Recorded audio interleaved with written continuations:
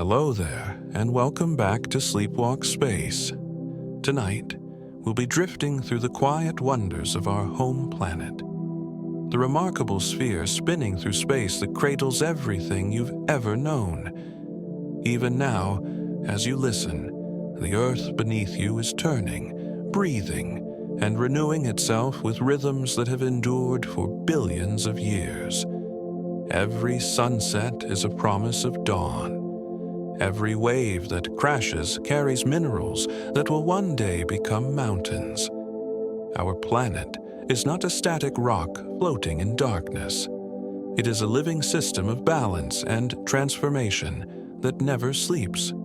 If you enjoy these quiet journeys, I invite you to like, subscribe, or share a thought below. It helps others find their way here too, one sleepy soul at a time. But for now, just breathe. Let your eyes grow heavy and allow your mind to relax. Let's begin. The Earth is 4.5 billion years old. Beneath your feet lies a story written across unimaginable time. The ground you walk on, the air you breathe, the water you drink, all of it emerged from a cloud of dust and gas that collapsed under its own gravity billions of years ago. In the beginning, Earth was a molten sphere, glowing red in the darkness of space. Meteorites bombarded the surface, volcanoes erupted endlessly, and the sky was thick with carbon dioxide and steam. There were no oceans, no continents, no life. Only heat and violence, and the slow, patient work of cooling. Over millions of years, the surface hardened into a thin crust. Water vapor condensed into rain that fell for millennia, filling the lowest places with the first seas. Within those ancient waters, chemistry began its quiet experiments, combining molecules in patterns that would one day become alive. The Earth did not appear fully formed. It grew, changed, and learned how to cradle life through trial and error written in stone. Continents drift across the planet like slow ships. The ground feels solid and still, but it is moving. Every year, the continents shift a few centimeters, carried by currents of molten rock deep below. This motion is so gradual that a human lifetime cannot perceive it. Yet over millions of years, it reshapes the entire face of the planet. Continents collide and mountains rise. They pull apart and oceans form. The Atlantic Ocean grows wider each year as the Americas drift away from Europe and Africa. In the distant past, all the land was joined in a single supercontinent called Pangaea. Before that, other configurations existed, and after this one fades, new ones will emerge. The Earth is never finished. It is always sculpting itself, always in motion, following rhythms set by heat and gravity. The crust floats on a sea of liquid stone, and beneath your stillness lies an ocean of slow fire that has been churning since the beginning. The ocean holds 97% of Earth's water. Almost all the water on this planet is gathered in the oceans, vast and deep and older than memory. These bodies of salt water cover more than 70% of the surface, forming a single connected system that touches every shore. The Pacific alone is larger than all the land combined. Within its depths live creatures that have never seen sunlight, ecosystems that thrive in crushing pressure and total darkness. The ocean regulates temperature, stores carbon, and drives the weather patterns that bring rain to the continents. It is the engine of the water cycle, evaporating into clouds that travel inland and fall as rain, filling rivers that return to the sea. This circulation has continued without pause for billions of years. The same water that fills your glass today once flowed through ancient rivers, fell as snow on prehistoric mountains, and drifted in the veins of creatures long extinct. The ocean is memory made liquid, a record of every age the Earth has known. Mountains are born from collisions deep in time. When tectonic plates meet, the crust crumples upward like fabric folding under pressure. Over millions of years, this collision creates peaks that scrape the sky. The Himalayas are still rising, pushed higher each year as India continues to press into Asia. Mount Everest, the tallest point on Earth, grows a few millimeters annually, a testament to the planet's unending transformation. Mountains are not permanent monuments. They are moments in a cycle. Wind and rain erode them grain by grain, carrying sediment to the lowlands, where it will one day become new rock. What rises will fall, and what falls will rise again.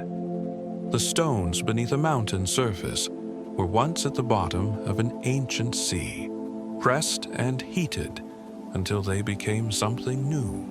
Within every ridge and summit lies the memory of oceans, deserts, and forests that no longer exist. Mountains are the Earth's way of remembering what it used to be. Volcanoes release the planet's inner heat.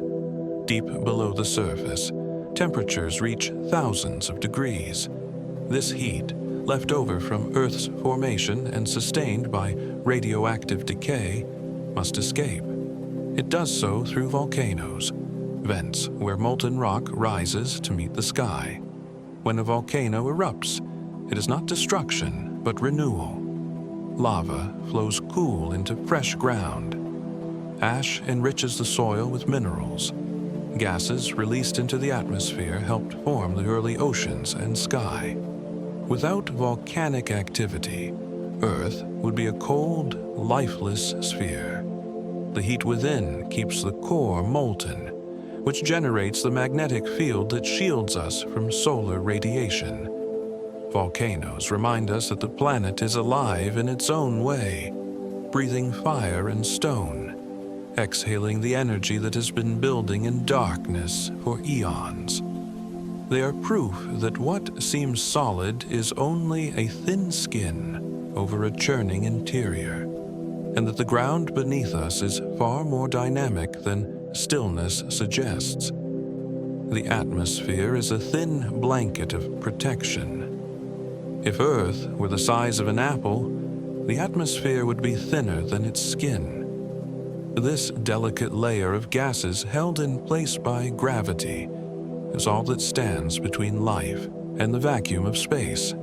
It filters harmful radiation, burns up meteors before they reach the ground, and traps just enough heat to keep the surface warm. The atmosphere is mostly nitrogen and oxygen, but it also carries water vapor, carbon dioxide, and traces of other elements that cycle endlessly between air, water, and stone. Every breath you take contains atoms that have been inhaled by countless beings before you. The air is shared across time and distance, connecting you to every living thing that has ever drawn breath. This invisible ocean above us is constantly moving, driven by the sun's heat and the Earth's rotation, creating winds that shape weather and carry seeds across continents. Without it, there would be no sound, no color in the sky, and no life as we know it.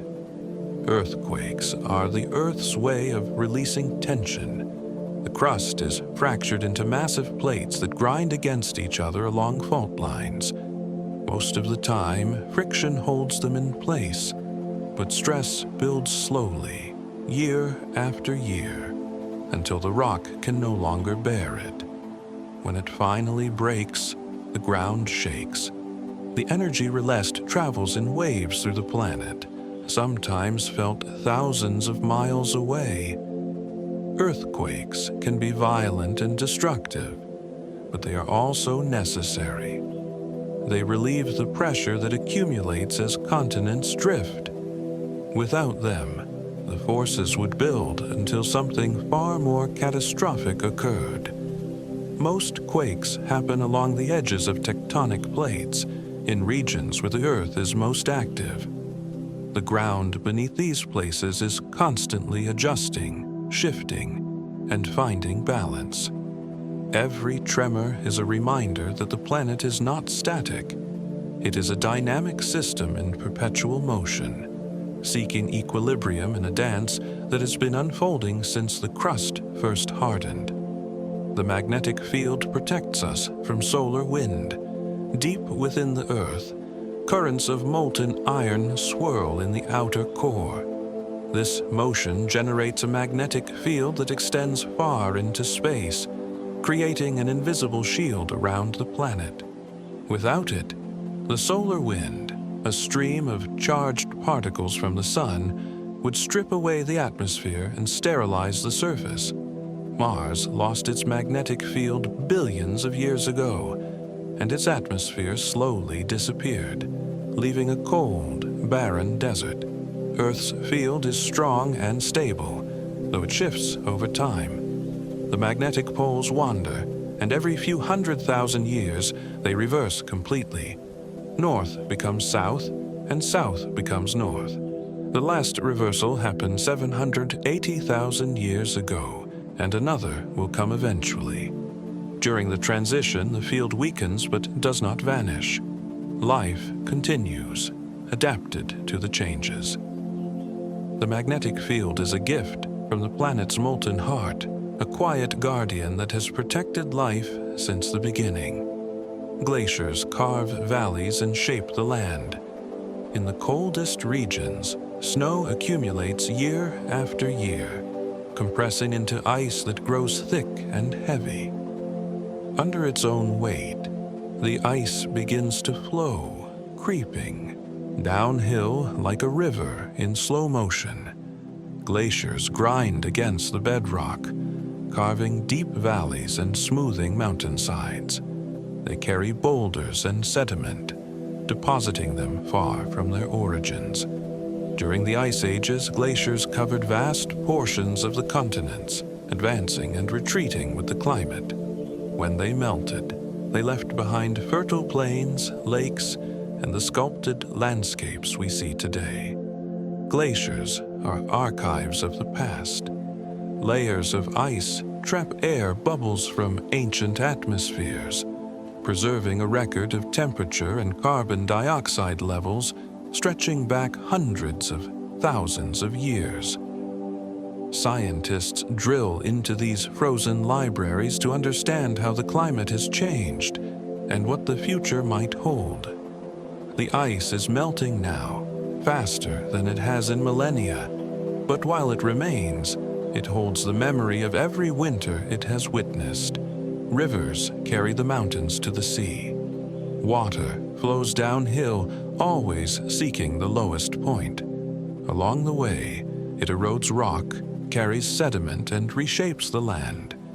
Rivers are the arteries of the continents, draining rainfall from vast watersheds and delivering it to the ocean. They carve canyons, form deltas, and create floodplains rich with nutrients. The Nile, the Amazon, the Ganges, each river has shaped civilizations and ecosystems. Their flow is not constant. It rises with the rains and falls in the dry season, a rhythm that life along their banks has learned to follow. Rivers also connect distant places. A raindrop that falls in the mountains may travel hundreds of miles before reaching the sea, passing through forests, cities, and fields, gathering stories along the way.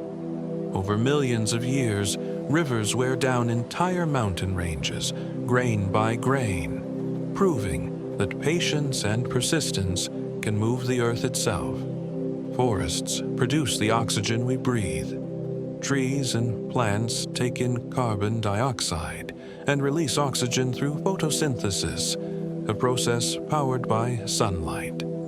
This exchange has been happening for hundreds of millions of years, slowly transforming the atmosphere into one that could support complex life. The great forests of the world, tropical rainforests, boreal woods, temperate groves, are the lungs of the planet. They stabilize the climate, store carbon, and provide habitat for countless species. A single tree can produce enough oxygen for 2 people, and a forest of millions creates a vast reservoir of breathable air. The Amazon rainforest alone generates about 20% of the world's oxygen. But forests do more than produce air. They anchor the soil, prevent erosion, and regulate the water cycle. When rain falls on a forest, the canopy slows it, the roots absorb it, and the soil filters it, releasing clean water into rivers and aquifers. Forests are networks of life, connected underground by fungi that link tree roots, allowing them to share nutrients and information. They are communities, ancient and patient, breathing quietly in the background of our lives. Deserts cover a third of the land surface. Not all of Earth is green and wet. Vast regions receive so little rain that only the hardiest life can survive. Deserts are defined by dryness, not temperature. Some are hot, like the Sahara, where sand dunes shift endlessly under the sun. Others are cold, like the Gobi, where winters are harsh and unforgiving. Despite their harshness, deserts are not empty. They are home to plants that store water in thick stems, animals that hunt at night to avoid the heat, and microbes that lie dormant for years, waiting for rain. Deserts shape the planet's climate. The Sahara's dust, lifted by winds, travels across the Atlantic to fertilize the Amazon rainforest. What seems barren in one place becomes fertility in another. Deserts also hold secrets. Beneath their surface lie ancient riverbeds, fossils of creatures that lived when the climate was different, and minerals formed under extreme conditions. They remind us that the Earth is always changing, that what is dry today was once lush and may be again. Coral reefs are built by tiny animals over millennia. In warm, shallow seas, colonies of coral polyps construct vast underwater structures from calcium carbonate. Each polyp is smaller than a fingernail, but together, over thousands of years, they build reefs that stretch for miles. The Great Barrier Reef, visible from space, is the largest living structure on Earth. Reefs are biodiversity hotspots, providing shelter and food for a quarter of all marine species. They protect coastlines from storms, breaking the force of waves before they reach land. But they are fragile. Rising ocean temperatures cause coral to expel the algae that live within them, a process called bleaching that leaves them white and vulnerable. Without the algae, the coral starves. Reefs are dying faster now than at any time in human history, but they can recover if conditions improve. They have survived mass extinctions and climate shifts before. Coral reefs are a testament to the power of small, patient efforts repeated endlessly. They show that even the smallest creatures can shape the world. The soil beneath your feet is alive. A single handful of healthy soil contains more microorganisms than there are people on Earth. Bacteria, fungi, nematodes, and countless other tiny lives work together to break down organic matter, recycle nutrients, and support plant growth. Soil is not dirt. It is an ecosystem, a living skin that covers the land and makes life possible. It takes hundreds of years to form an inch of topsoil, built from weathered rock, decomposed plants, and the slow work of roots and rain. This thin layer feeds the world. Crops grow in it, forests rise from it, and water filters through it before entering rivers and aquifers. Without soil, there would be no agriculture, no forests, no terrestrial life. Yet soil is disappearing. Erosion, overuse and pollution degrade it faster than it can regenerate. Protecting soil means protecting the foundation of life itself. Beneath every footstep, an entire world labors in darkness, turning death into life, waste into nourishment, in a cycle as old as the land. Clouds are water waiting to fall. High above, water vapor rises from oceans, lakes, and rivers, cooling as it climbs. When it cools enough, it condenses into tiny droplets that cluster together, forming clouds. These floating masses of water can hold millions of tons, drifting on the wind until conditions trigger rain, snow, or hail. Clouds shape the climate. White clouds reflect sunlight, cooling the surface, while high, thin clouds trap heat. They carry water from the ocean inland, distributing it across continents. Without clouds, the land would be a desert. Rain falls, soaks into the ground, and feeds springs that become streams, then rivers, then return to the sea. The cycle repeats endlessly, driven by the sun's energy. Clouds are temporary sculptures, constantly forming and dissolving, painting the sky in shapes that will never appear again. They are the visible part of an invisible process, the breath of the planet made momentarily solid, hanging in the air like a promise of renewal. Lightning strikes the Earth 100 times every second. Somewhere on the planet right now, a storm is raging. Inside the clouds, ice crystals and water droplets collide, creating static electricity. When the charge builds high enough, it discharges in a brilliant flash that can heat the air to 30,000 degrees Celsius, hotter than the surface of the sun. The light travels instantly, but the sound, thunder, follows slower, rumbling across the sky. Lightning is essential. It breaks nitrogen molecules in the air, which then combine with oxygen and fall to the ground in rain, fertilizing the soil. This natural process has been enriching the Earth for billions of years.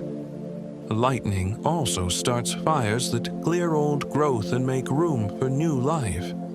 It is destruction and creation in the same bright instant. The energy in a single bolt could power a home for weeks, yet it dissipates in less than a second, absorbed by the ground or lost to the sky. Tides are pulled by the moon's gravity. Twice a day, the ocean rises and falls in a rhythm set by the moon. As the moon orbits Earth, its gravity tugs on the water, creating a bulge on the side facing it and another on the opposite side. The Earth rotates beneath these bulges, causing the tides. The sun also pulls, and when the sun and moon align, their forces combine, creating the highest and lowest tides of the month. Tides shape coastlines, carve estuaries, and determine where life can thrive. In the intertidal zone, organisms have adapted to survive both underwater and exposed to air, enduring extremes twice a day. Tides have been rising and falling since the moon formed, likely from debris thrown into orbit when a Mars-sized object struck the early Earth. The moon has been our companion ever since, stabilizing our axial tilt, creating seasons, and orchestrating the rhythm of the tides that pulse through every ocean. Seasons exist because Earth is tilted. The planet's axis is not straight up and down. It tilts at 23.5 degrees, and this tilt means that as Earth orbits the Sun, different parts receive more or less sunlight throughout the year. When the northern hemisphere leans toward the Sun, it experiences summer while the southern hemisphere endures winter. 6 months later, the positions reverse. Near the equator, the tilt matters less, and the climate stays warm year-round. At the poles, the tilt creates extremes. During summer, the sun never sets, and during winter, it never rises. Seasons drive migration. hibernation, flowering, and countless other rhythms of life. They are the Earth's way of dividing time, a pattern so reliable that civilizations have built calendars around it. The tilt is stable, held in place by the moon's gravity, ensuring that the seasons will continue their ancient dance as long as the Earth spins. The Amazon rainforest creates its own rain. In the heart of South America, the Amazon rainforest releases so much moisture into the air that it influences weather across the continent. Trees pull water from the soil and release it through their leaves, a process called transpiration. This water vapor rises, cools, and forms clouds that bring rain back to the forest. The cycle sustains itself, creating a climate that supports life even in the absence of nearby oceans. The Amazon is sometimes called the lungs of the earth, but it is also its circulatory system, pumping moisture across vast distances. Rivers in the sky, invisible currents of water vapor, flow from the forest to distant regions, bringing rain to places that would otherwise be dry. This system is fragile. When trees are cut down, less water is released, clouds form less frequently, and the rain diminishes. The forest needs rain to survive, and the rain needs the forest to form. They depend on each other in a delicate balance that has persisted for millions of years. Polar ice reflects sunlight and cools the planet. The white ice at the poles acts like a mirror, bouncing sunlight back into space before it can warm the surface. This reflection, called albedo, is crucial for regulating global temperature. Ice keeps the poles cold, which influences ocean currents and weather patterns around the world. But ice is melting. As temperatures rise, the white surface shrinks, exposing darker ocean water that absorbs heat instead of reflecting it. This creates a feedback loop, where warming causes more melting, which causes more warming. The ice holds another secret. Frozen within it are ancient air bubbles, dust, and microbes, a record of the planet's climate stretching back hundreds of thousands of years. Scientists study ice cores to understand how temperature and carbon dioxide have changed over time. The ice is both archive and regulator, memory and shield. As it melts, we lose both the history it preserves and the cooling effect it provides. Underwater volcanoes create new seafloor. Beneath the ocean, along the mid-ocean ridges, magma rises from the mantle and hardens into fresh crust. This process, called seafloor spreading, adds new ground to the Earth's surface. The ridges stretch for thousands of miles, forming an underwater mountain range that circles the globe. As new crust forms, it pushes older crust outward, a conveyor belt of rock that eventually sinks back into the mantle at subduction zones. This cycle recycles the seafloor every 200 million years. Near the ridges, hydrothermal vents spew superheated water rich in minerals.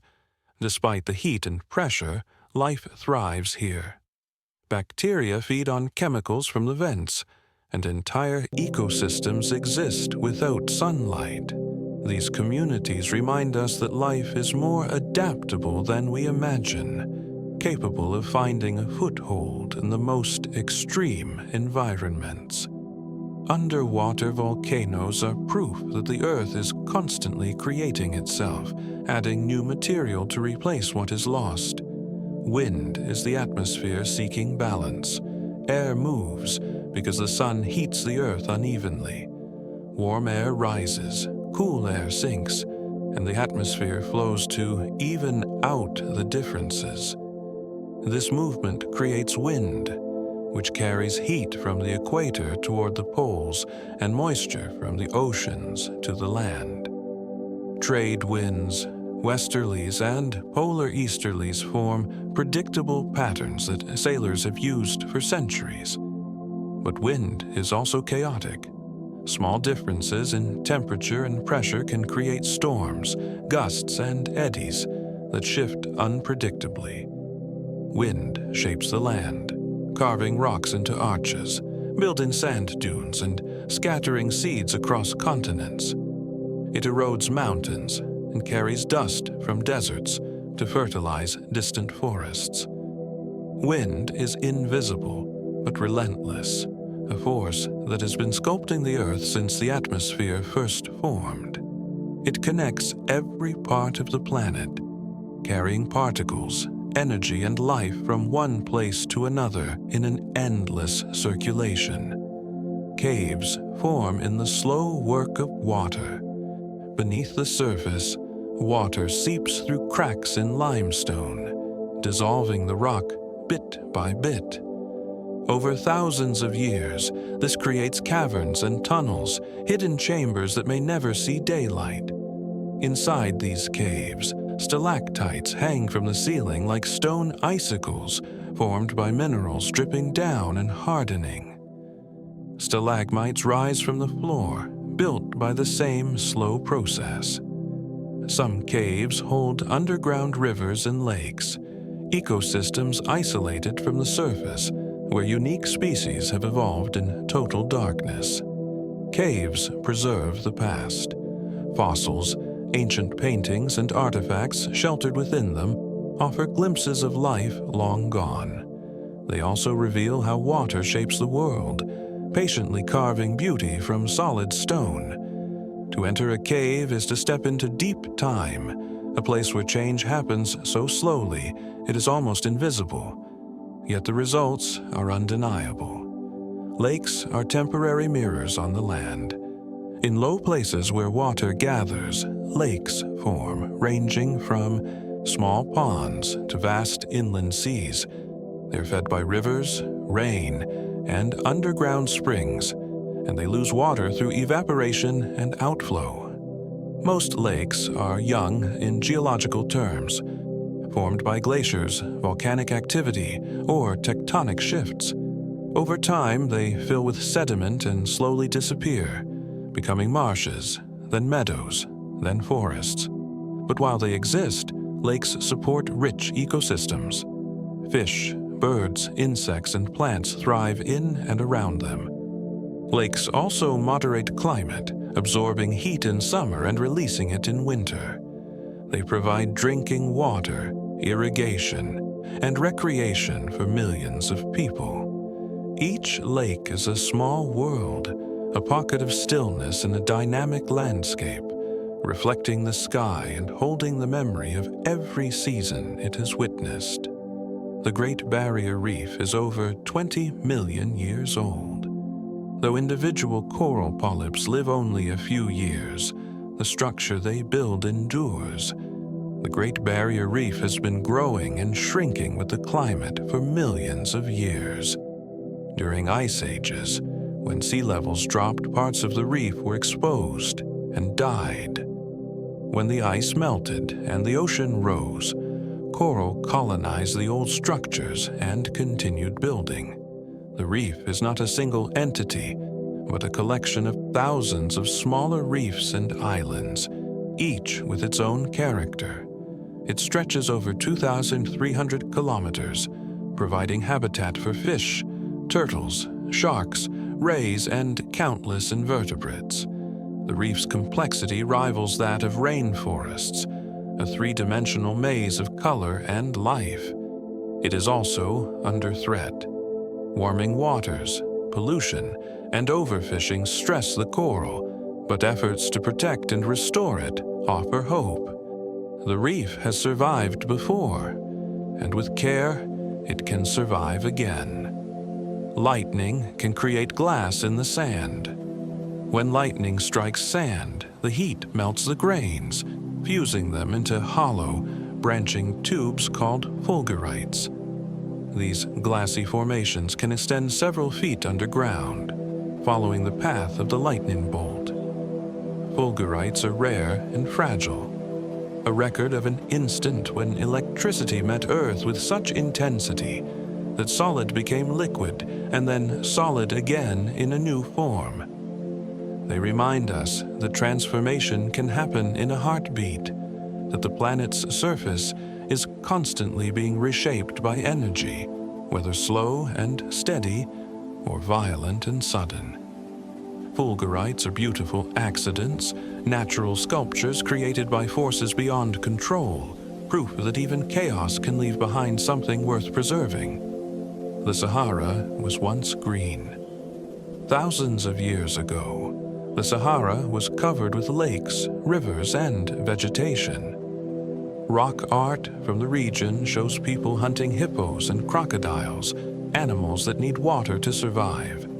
The climate shifted, likely due to changes in Earth's orbit, and the rains stopped coming. The land dried out, and the desert we know today emerged. But the Sahara is not permanently dry. It cycles between green and barren over tens of thousands of years, driven by the wobble of Earth's axis. Deep beneath, the sand, ancient aquifers hold water from wetter times, a hidden reservoir that sustains oases. The Sahara shows that the Earth's climate is not static. It oscillates, sometimes gently, sometimes dramatically, reshaping landscapes and the life they support.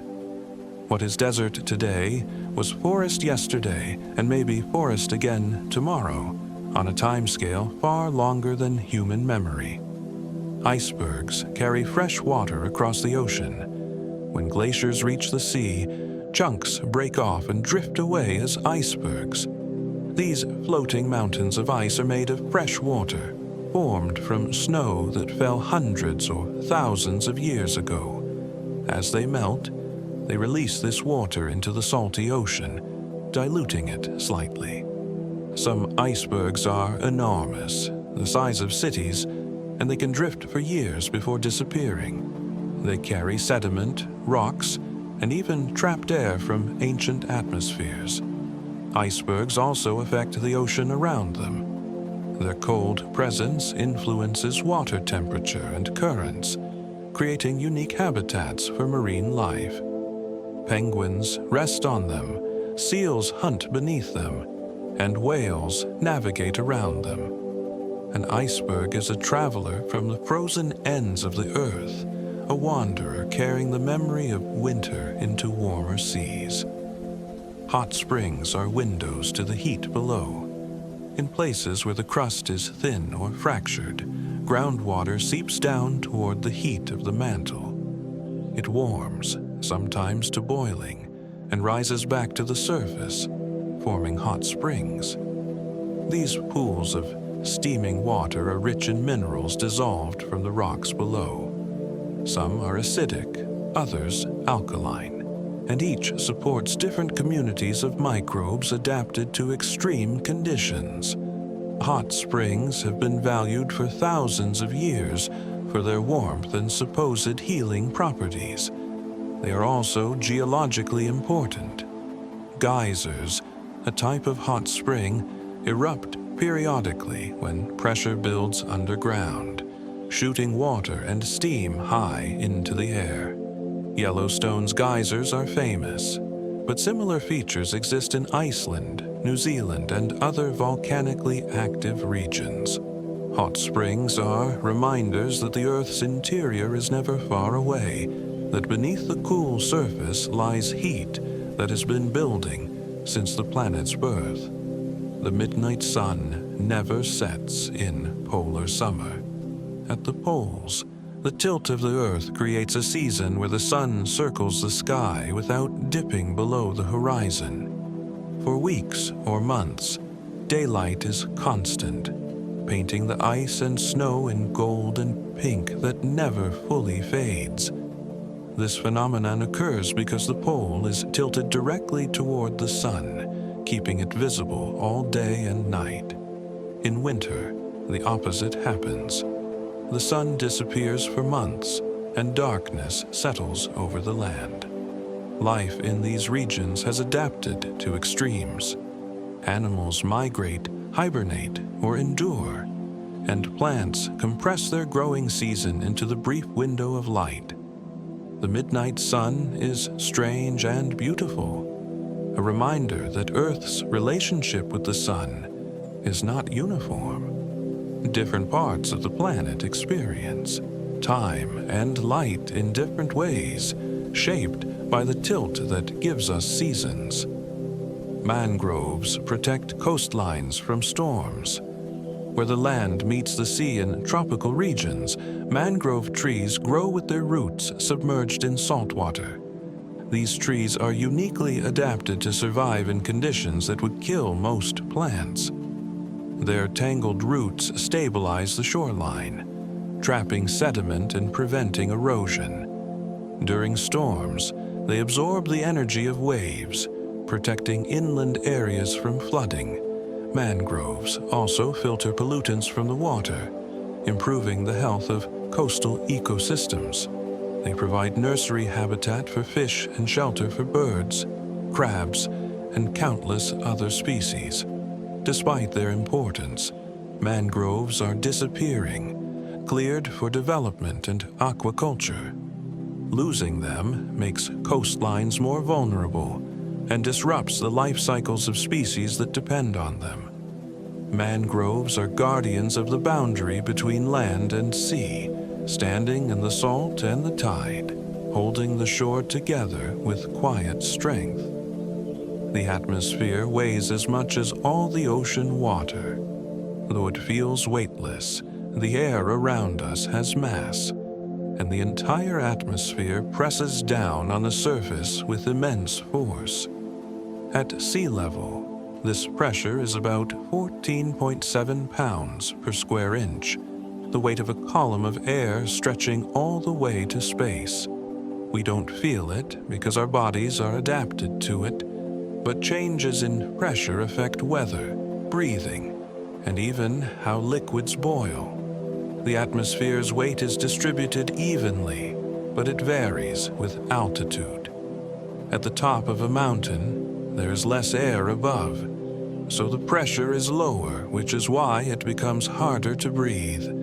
The atmosphere is thin compared to the size of the Earth, but it contains all the air that every creature has ever breathed. It is a shared resource, finite and precious, held close by gravity. Underground rivers carve hidden landscapes. Beneath the surface, water flows through networks of caves and tunnels, creating rivers that never see sunlight. These underground waterways erode rock, forming vast caverns and sinkholes. Some emerge as springs, while others remain hidden, flowing silently through the darkness. Underground rivers can be immense. The Yucatan Peninsula is honeycombed with them, and parts of Kentucky are underlain by extensive cave systems where rivers wind for miles. Life exists in these waters. Blind fish, translucent shrimp, and unique bacteria thrive in the absence of light, adapted to a world of constant darkness and cold. Underground rivers remind us that much of the Earth's surface is unknown, that hidden below our feet are entire landscapes as complex and dynamic as those above. Water, patient and persistent, continues its work of shaping the planet, whether we see it or not. Geysers are timers set by heat and pressure. In volcanic regions, water collects in underground chambers where it is heated by magma. As the temperature rises, pressure builds, but the weight of the water above prevents it from boiling. Eventually, some water at the top flashes into steam, reducing the pressure below. The rest of the water erupts violently, shooting into the air as a geyser. Once the chamber empties, the cycle begins again. Each geyser has its own rhythm, some erupting every few minutes, others every few hours or days. Old Faithful in Yellowstone is famous for its regularity, though even it varies slightly. Geysers are rare, requiring specific conditions of heat water supply, and underground plumbing. They are temporary features, prone to changing or stopping if the conditions shift. While they exist, they offer a glimpse of the power beneath the surface, a reminder that the Earth is still hot, still active, still alive. Rainforests are home to half of all species. Though they cover only a small fraction of the land, tropical rainforests contain an astonishing diversity of life.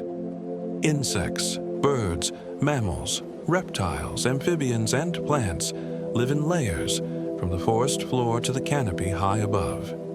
Each layer is a different world with different light, temperature, and inhabitants. The complexity is overwhelming. A single tree can host hundreds of species, and new ones are discovered regularly. This diversity is not random. It is a result of millions of years of evolution in a stable, wet, warm environment. Rainforests recycle nutrients quickly. Dead leaves decompose in days, and the nutrients are absorbed by roots almost immediately. The soil itself is often poor, but the ecosystem is rich because nothing is wasted. Rainforests are also fragile. When trees are cut, the soil erodes and the system collapses. Protecting these forests means protecting the vast library of life they contain. The sun will eventually expand and consume the earth. Billions of years from now, the sun will exhaust its hydrogen fuel and begin burning helium. As it does, it will swell into a red giant, growing so large that it will engulf Mercury, Venus, and possibly Earth. The oceans will boil away, the atmosphere will be stripped off, and the surface will melt. Nothing will remain but a scorched rock orbiting a dying star. But this is so far in the future that it is almost irrelevant to the present. For now, the sun is stable, providing the energy that powers life.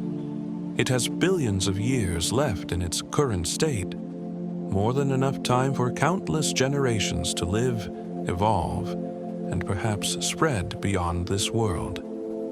The eventual fate of the Earth is a reminder that nothing lasts forever, but also that the present is vast, filled with time enough for everything that matters. Islands are born from the sea.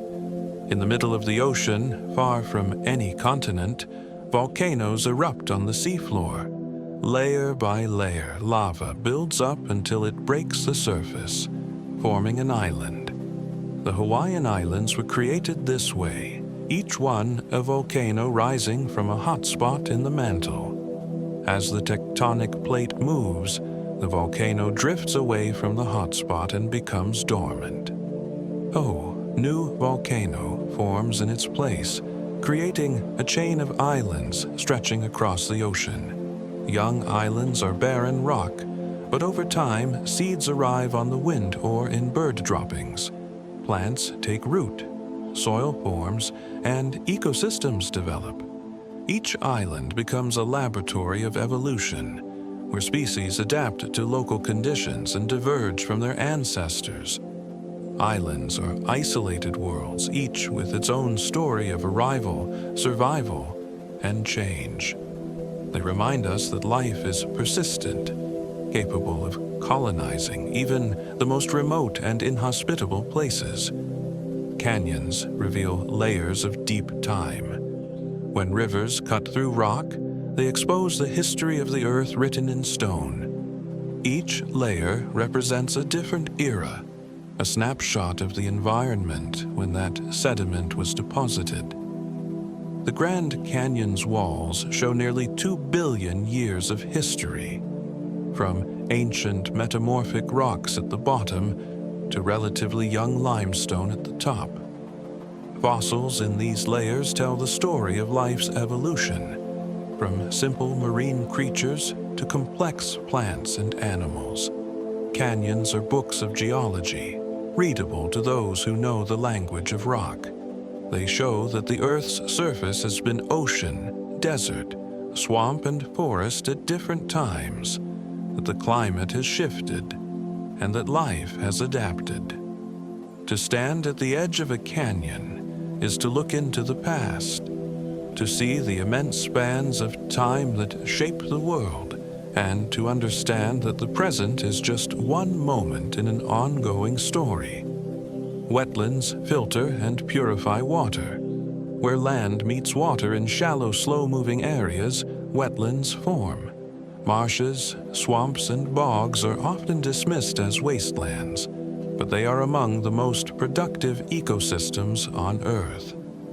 Plants in wetlands absorb nutrients and pollutants from the water, trapping sediment and filtering out toxins. This natural purification protects rivers, lakes, and coastal waters. Wetlands also store carbon, regulate flooding by absorbing excess water, and provide habitat for countless species. Birds nest in them, fish spawn in them, and amphibians depend on them for breeding. Despite their value, wetlands have been drained and filled for agriculture and development. Restoring them improves water quality, reduces flood risk, and supports biodiversity. Wetlands are the kidneys of the landscape, quietly cleaning the water that flows through them, maintaining balance between land and sea. The Andes are the longest mountain range. Stretching along the western edge of South America, the Andes run for over 7,000 kilometers, a spine of stone that shapes the continent's climate and geography. They were formed by the collision of the Nazca Plate with the South American Plate, a process that continues today. The mountains are still rising, and earthquakes are common as the plates grind together. The Andes create a barrier to weather.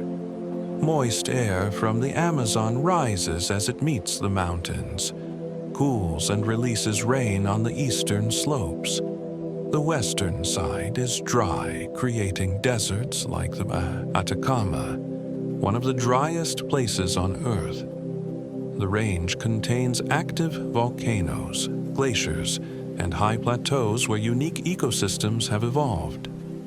People have lived in the Andes for thousands of years, adapting to the thin air and steep terrain. The mountains are a monument to the forces that shape continents, a reminder that the Earth is always building, always changing. Snow insulates the ground beneath it. When snow falls, it traps air between its crystals, creating a layer of insulation that protects the soil from freezing temperatures. Beneath the snow, small mammals, insects, and plant roots survive the winter in a relatively stable environment. This hidden space, called the subnivean zone, is warmer than the air above and colder than the soil below, a microclimate that allows life to persist even in harsh conditions. Snow also stores water. In mountainous regions, the snowpack builds up during winter and melts in spring, feeding rivers and replenishing reservoirs. Without this gradual release, water would rush off the land too quickly, causing floods followed by droughts. Snow is more than frozen rain. It is a blanket, a reservoir, and a shield, quietly supporting life through the coldest months. Auroras are caused by solar wind. When charged particles from the sun reach Earth, the magnetic field deflects most of them. But near the poles, where the field lines converge, some particles spiral down into the atmosphere. There, they collide with oxygen and nitrogen atoms, exciting them and causing them to emit light. The result is the aurora, curtains of green, red, and purple that dance across the polar sky. Auroras occur at high altitudes, often 100 kilometers or more above the surface. They are most common during the periods of high solar activity, when the sun releases powerful bursts of particles. Indigenous peoples have watched auroras for millennia, weaving them into stories and myths. Scientists study them to understand the sun's influence on Earth. Auroras are a visible connection between our planet and the star that gives it life, a reminder that we exist within a larger system of energy and motion. Fjords were carved by ancient glaciers. In places like Norway, New Zealand, and Alaska, deep valleys reach inland from the coast, their steep sides rising directly from the water. These are fjords, carved by glaciers that advanced during the ice ages. As the ice moved, it gouged out the bedrock, creating valleys that were later flooded by the sea when the glaciers retreated. Fjords are among the deepest natural harbors, some reaching over 1 kilometer in depth. Their walls are often sheer, and waterfalls cascade down them, fed by snowmelt from above. Fjords are habitats for seals, whales, and fish, and their calm waters provide shelter from the open ocean. They are also beautiful, their still surfaces reflecting the cliffs and sky in perfect symmetry. Fjords are scars left by ice, monuments to the power of glaciers to reshape the land. Sand is the remnant of mountains. Every grain of sand was once part of a larger rock. Over millions of years, wind, water, and ice break rock into smaller and smaller pieces. Minerals like quartz are hard and resistant, so they survive the journey from mountain to sea, ending up as sand on beaches and deserts. Other minerals dissolve or break down, leaving behind the durable grains. Sand is constantly moving, carried by rivers, blown by wind, and washed by waves. Beaches shift with the seasons, dunes migrate across deserts, and sandbars form and dissolve in riverbeds. Sand is also used by humans for construction, glassmaking, and industry. It seems abundant, but in some places, it is being extracted faster than it can be replenished. Sand is a record of erosion, a testament to the slow grinding down of the landscape, and a reminder that everything solid will one day become dust.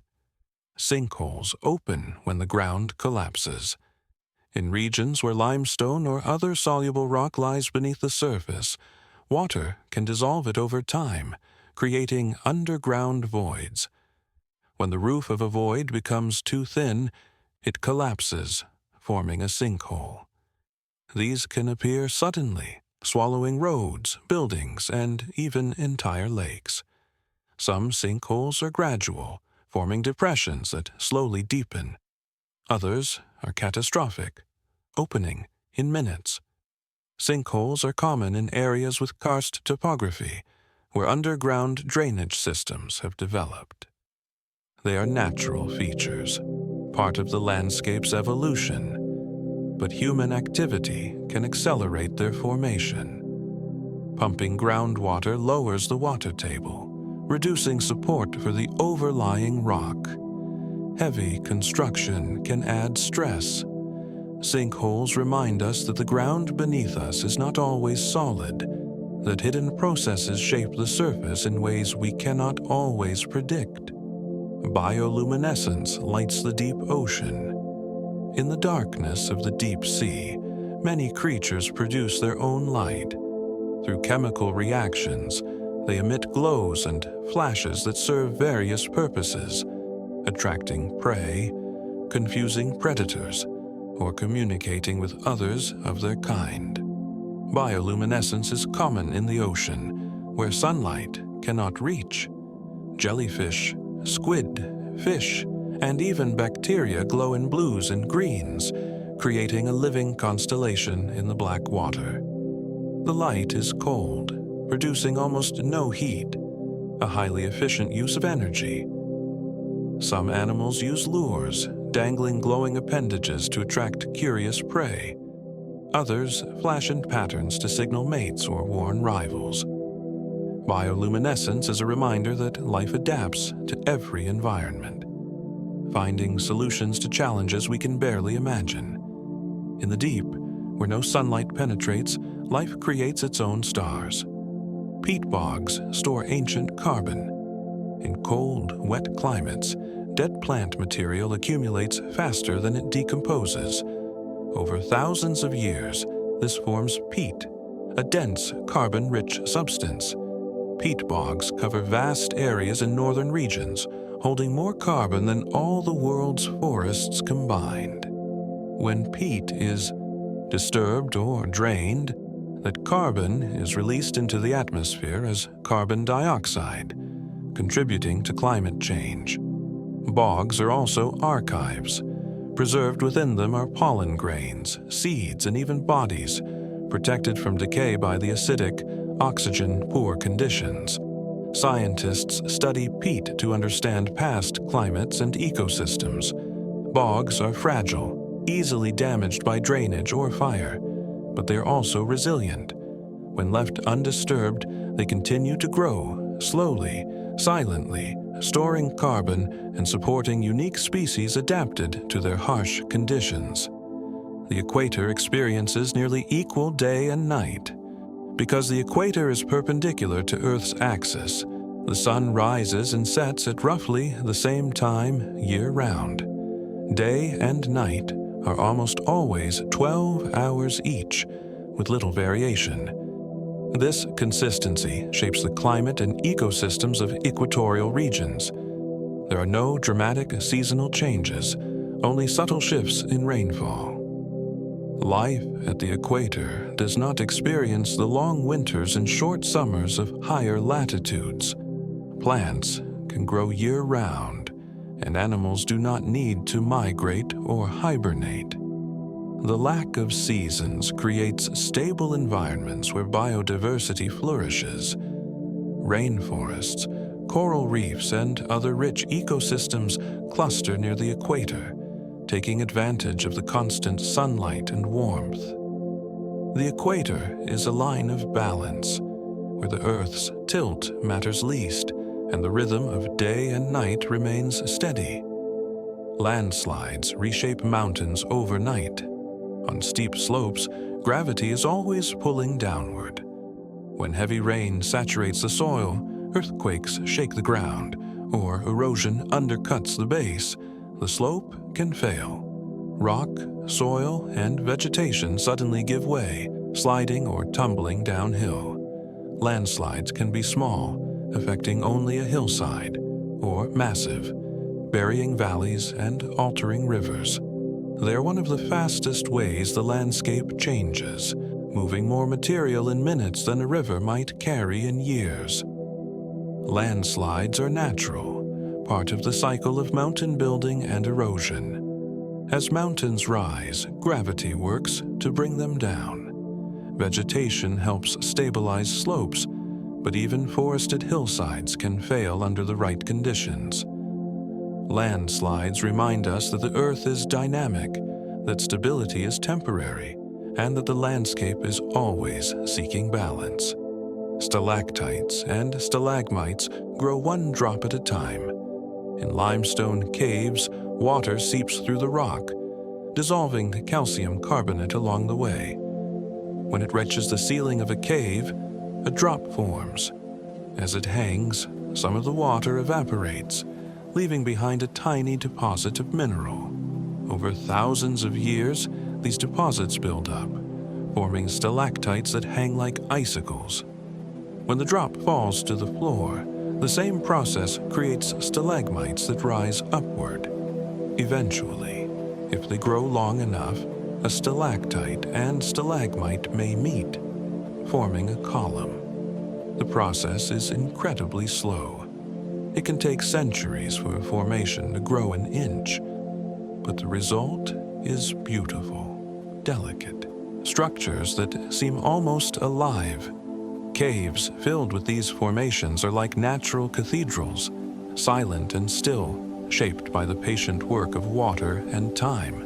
Permafrost holds frozen soil and ancient life. In the Arctic, the ground remains frozen year-round, sometimes to depths of hundreds of meters. This permafrost preserves everything within it. including plant material, animal remains, and even microbes that have been dormant for thousands of years. As the climate warms, permafrost is thawing, releasing carbon dioxide and methane that were locked away. This accelerates warming, creating a feedback loop. Thawing permafrost also reveals the past. Woolly mammoths, preserved almost perfectly, have been found in Siberia, their flesh still intact. Seeds from ancient plants have been revived and grown. Permafrost is a freezer, holding the history of cold climates and the life that once thrived there. Its melting is a sign of change, a shift in the balance that has held for millennia. The jet stream guides weather across continents. High in the atmosphere, rivers of fast-moving air called jet streams flow from west to east. These currents are driven by temperature differences between the equator and the poles. The jet stream influences weather patterns, steering storms, and determining where air masses collide. When the jet stream meanders, it can bring warm air far north or cold air far south, creating unusual weather. It can also trap weather systems in place, leading to prolonged droughts or floods. Pilots use the jet stream to save fuel, flying with it when traveling east and avoiding it when going west. The jet stream is invisible, but its effects are felt across entire hemispheres. It is one of the planet's great conveyors, moving energy and moisture, shaping the weather that shapes our lives. Rivers of ice still flow in polar regions. Glaciers are not frozen still. They move, creeping downhill under their own weight. The ice deforms and flows, grinding against the bedrock and carrying rocks and sediment along. In Antarctica and Greenland, ice sheets flow toward the coast, calving icebergs into the sea. The movement is slow, often just a few meters per year, but over time it carves valleys and reshapes landscapes. Glaciers are remnants of the ice ages, survivors in a warming world. They're also sensitive indicators of climate change. When they retreat, it signals rising temperatures. When they advance, it suggests cooling. Glaciers are the Earth's frozen archives, holding snow that fell centuries ago, layer upon layer, preserving a record of past climates in their depths. Waterfalls are moments of dramatic descent.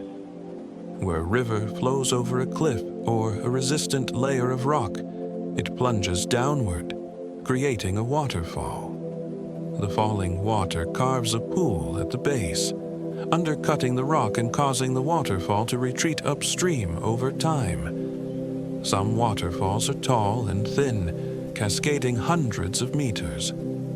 Others are wide and powerful, like Niagara or Victoria Falls, where immense volumes of water thunder over the edge. Waterfalls are temporary features. Eventually, erosion will wear them down, and the river will return to a gentle gradient. But while they exist, they're beautiful and powerful, a reminder of water's ability to shape rock. They also create unique ecosystems. The mist supports plants that thrive in constant moisture, and the turbulent water below is rich in oxygen, supporting fish and insects. Clouds can weigh millions of tons.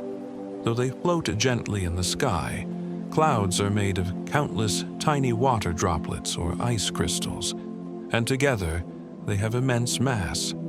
A single cumulus cloud can weigh as much as 100 elephants. Yet they don't fall because the droplets are small and light, held aloft by updrafts of warm air. When the droplets combine and grow heavy enough, they fall as rain. The transformation from cloud to rain is a release of weight, a letting go that brings water back to the surface. Clouds are transient, constantly forming and dissolving, shaped by wind and temperature. They are the visible breath of the water cycle, proof that what rises must eventually fall, completing the journey from ocean to sky to land and back again. The deep ocean is mostly unexplored. More than 80% of the ocean floor has never been mapped in detail. The deep sea is one of the least known environments on Earth, more alien to us than the surface of Mars. Pressures are immense, temperatures near freezing, and light does not penetrate. Yet life exists there, adapted to conditions we can barely imagine. Exploration is difficult and expensive, requiring specialized equipment to withstand the crushing depths. What we have discovered is astonishing. Hydrothermal vents, deep-sea corals, and creatures that defy easy classification. The deep ocean is a frontier, holding secrets about the planet's geology, chemistry, and biology. Each expedition reveals something new, expanding our understanding of what life can endure and where it can thrive. Salt flats are deserts of evaporated water. In low basins with no outlet, water collects and evaporates, leaving behind minerals. Over time, these deposits form vast, flat expanses of salt. The Salar de Uyuni in Bolivia is the largest, a white plain that stretches to the horizon. After rain, a thin layer of water covers the salt, creating a perfect mirror that reflects the sky. Salt flats are harsh environments. Few plants can survive, and animals are scarce. But they are also beautiful, stark, and surreal landscapes, where the boundary between earth and sky seems to dissolve. Salt flats hold resources. Lithium and other minerals are mined from them, essential for modern technology. They are also places of quiet, where the wind whispers across the flat and the sun beats down, unfiltered by trees or hills. The moon stabilizes Earth's tilt. Without the moon, Earth's axial tilt would wander over millions of years, causing extreme climate shifts. The moon's gravity keeps the tilt stable at about 23.5 degrees, which gives us our regular seasons. Mars, which has no large moon, wobbles chaotically, and its climate varies wildly over time. The moon also slows Earth's rotation. Billions of years ago, a day was only a few hours long. Tidal friction between Earth and the moon has gradually lengthened the day to 24 hours. The moon is slowly drifting away, moving a few centimeters farther each year. Eventually, it will be too distant to stabilize the tilt, but that is billions of years in the future. For now, the moon is a silent guardian, anchoring the planet's climate and allowing life to flourish in predictable patterns. Tsunamis travel at the speed of a jet. When an earthquake, landslide, or volcanic eruption displaces a large volume of water, it creates waves that radiate outward across the ocean. In deep water, these waves are low and fast, traveling at speeds of 800 kilometers per hour or more. They pass beneath ships unnoticed. But as they approach shallow coastal waters, the waves slow down and pile up, growing in height. When a tsunami reaches shore, it can tower many meters high, crashing inland with devastating force.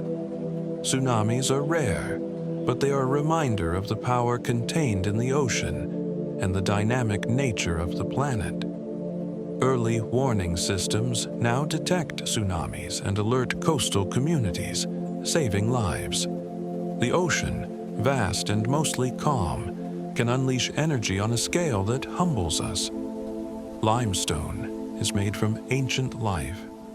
Much of the rock we see on land was once at the bottom of the sea. Limestone forms from the shells and skeletons of marine organisms, tiny creatures that lived millions of years ago. When they died, their calcium carbonate remains settled on the seafloor, layer upon layer, compressing over time into solid rock. Limestone is soft and easily carved, which is why it has been used for building and sculpture for thousands of years. It also reacts with acid, which is why caves form in limestone regions and why acid rain damages limestone structures. To touch limestone is to touch the remnants of ancient oceans, to hold in your hand the shells of creatures that lived in seas that no longer exist. Rock is not dead. It is transformed life, a record of the past written in stone. The stratosphere protects us from ultraviolet light. Above the troposphere, where weather occurs, lies the stratosphere, a layer of air that extends up to about 50 kilometers. Within it is the ozone layer, a concentration of ozone molecules that absorb most of the sun's harmful ultraviolet radiation. Without this shield, UV light would reach the surface at levels that would damage DNA, causing cancers and harming ecosystems. The ozone layer was threatened in the late 20th century by chemicals called CFCs, used in refrigeration and aerosols. International cooperation led to the Montreal Protocol, which phased out these chemicals. The ozone layer is now recovering, a rare example of humans recognizing a problem and working together to solve it. The stratosphere is a reminder that the atmosphere is not just empty space. It is a complex, layered system, each part playing a role in making life possible.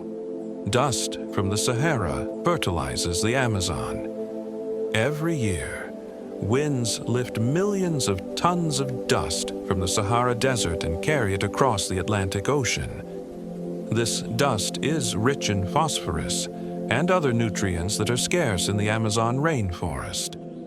When it settles on the forest, it replenishes the soil, supporting the growth of trees and plants. The Sahara and the Amazon, one dry, one wet, are connected by the atmosphere, part of a global system where nutrients cycle across continents. This connection shows that the Earth is not a collection of isolated places.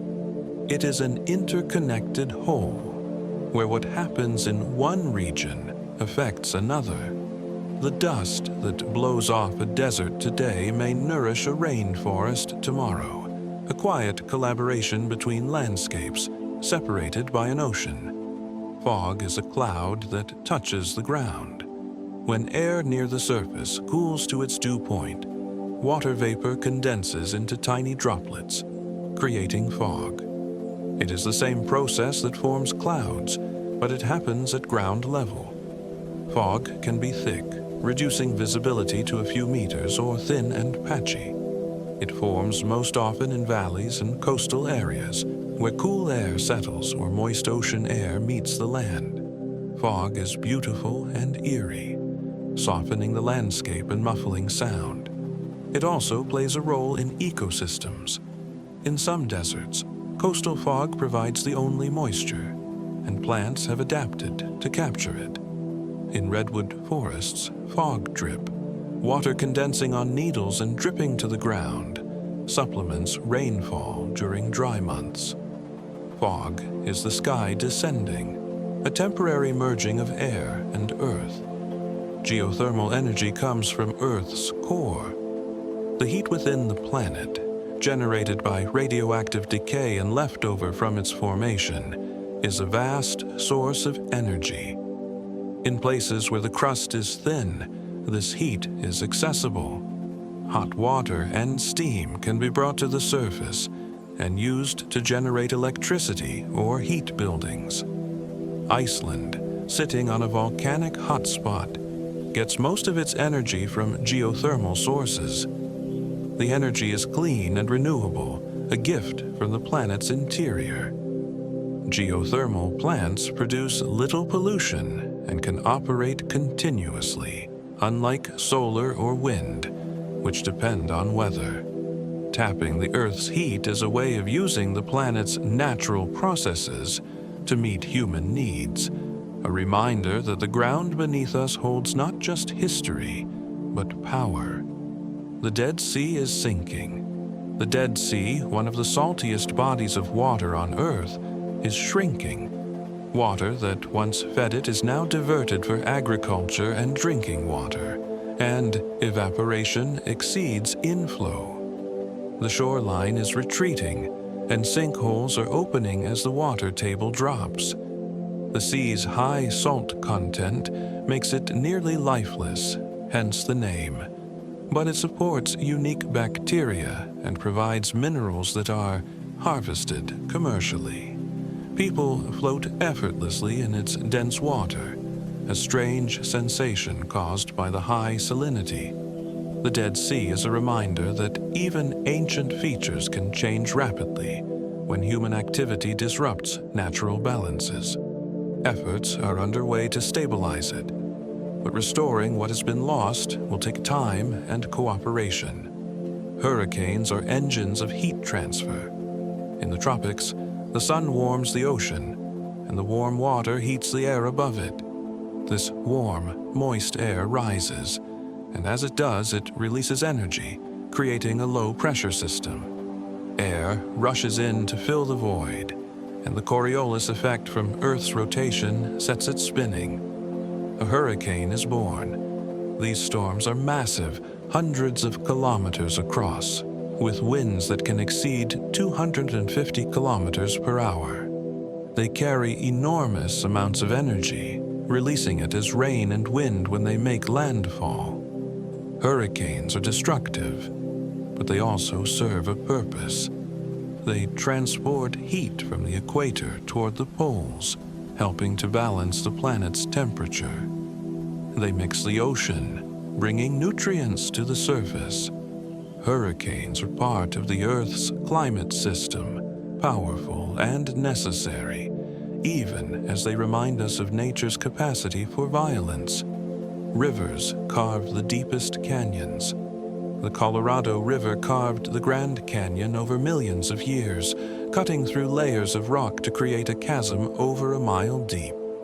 The process is slow but relentless. Water, aided by the sediment it carries, acts like sandpaper, grinding away the stone. The river also exploits weaknesses in the rock, widening cracks and wearing down softer layers faster than hard ones. Canyons reveal the planet's history, exposing rocks that have been buried for eons. They are scars on the landscape, evidence of the power of flowing water.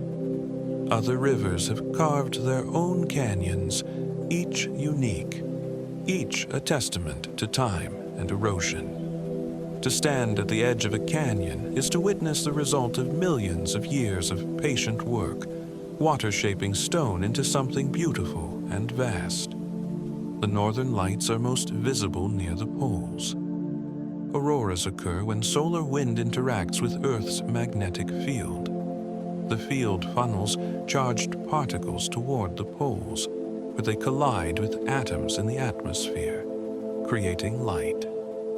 This is why auroras are most commonly seen at high latitudes, in places like Alaska, northern Canada, Scandinavia, and Antarctica. During periods of intense solar activity, auroras can be seen farther from the poles, sometimes even at mid-latitudes. They appear as curtains of light, shifting and shimmering, green, red, purple, and white. Indigenous cultures have long observed auroras, interpreting them in stories and myths. Scientists study them to understand the sun's influence on Earth. Auroras are a visible connection to the cosmos, a reminder that we are not isolated, but part of a vast, energetic universe. Pebbles on beaches are smooth from endless tumbling. Every pebble starts as a sharp fragment of rock broken off by erosion. Waves pick it up and roll it back and forth, grinding it against other stones. Over time, the edges wear down, and the surface becomes smooth. The process can take years or centuries, depending on the hardness of the rock and the energy of the waves. Beaches are workshops where the ocean polishes stone. turning rough shards into smooth, rounded shapes. Each pebble is a small sculpture, shaped by forces beyond its control, a testament to the power of persistence. To hold a pebble is to hold something that has been touched by the sea countless times, worn smooth by the endless motion of water. Hydrothermal vents are oases in the deep. On the ocean floor, where tectonic plates pull apart, seawater seeps into cracks and is heated by magma below. The superheated water, rich in minerals, erupts back into the ocean through vents. These vents can be black smokers, spewing dark clouds of sulfides, or white smokers, releasing lighter minerals. Around them, unique ecosystems thrive. Bacteria feed on the chemicals, and larger organisms, tube worms, clams, shrimp, feed on the bacteria. These communities exist without sunlight, sustained entirely by chemical energy. Hydrothermal vents were discovered only in the 1970s, and they revolutionized our understanding of life. They show that life does not need sunlight, that it can adapt to the most extreme conditions. Vents are windows into a hidden world, proof that the deep ocean is not a desert, but a place of surprising abundance. Grasslands once covered vast areas of every continent. Before agriculture, prairies, steppes, savannas, and pampas stretched across the land, supporting herds of grazing animals and the predators that followed them. Grasses are resilient plants, able to survive drought, fire, and grazing. Their roots hold the soil, preventing erosion, and their growth is rapid, recovering quickly after disturbance. Grasslands are some of the most productive ecosystems, converting sunlight into plant matter that feeds countless species. They also store carbon in their extensive root systems. Much of the world's grassland has been converted to farmland, plowed under to grow crops. What remains is often degraded by overgrazing or invasive species.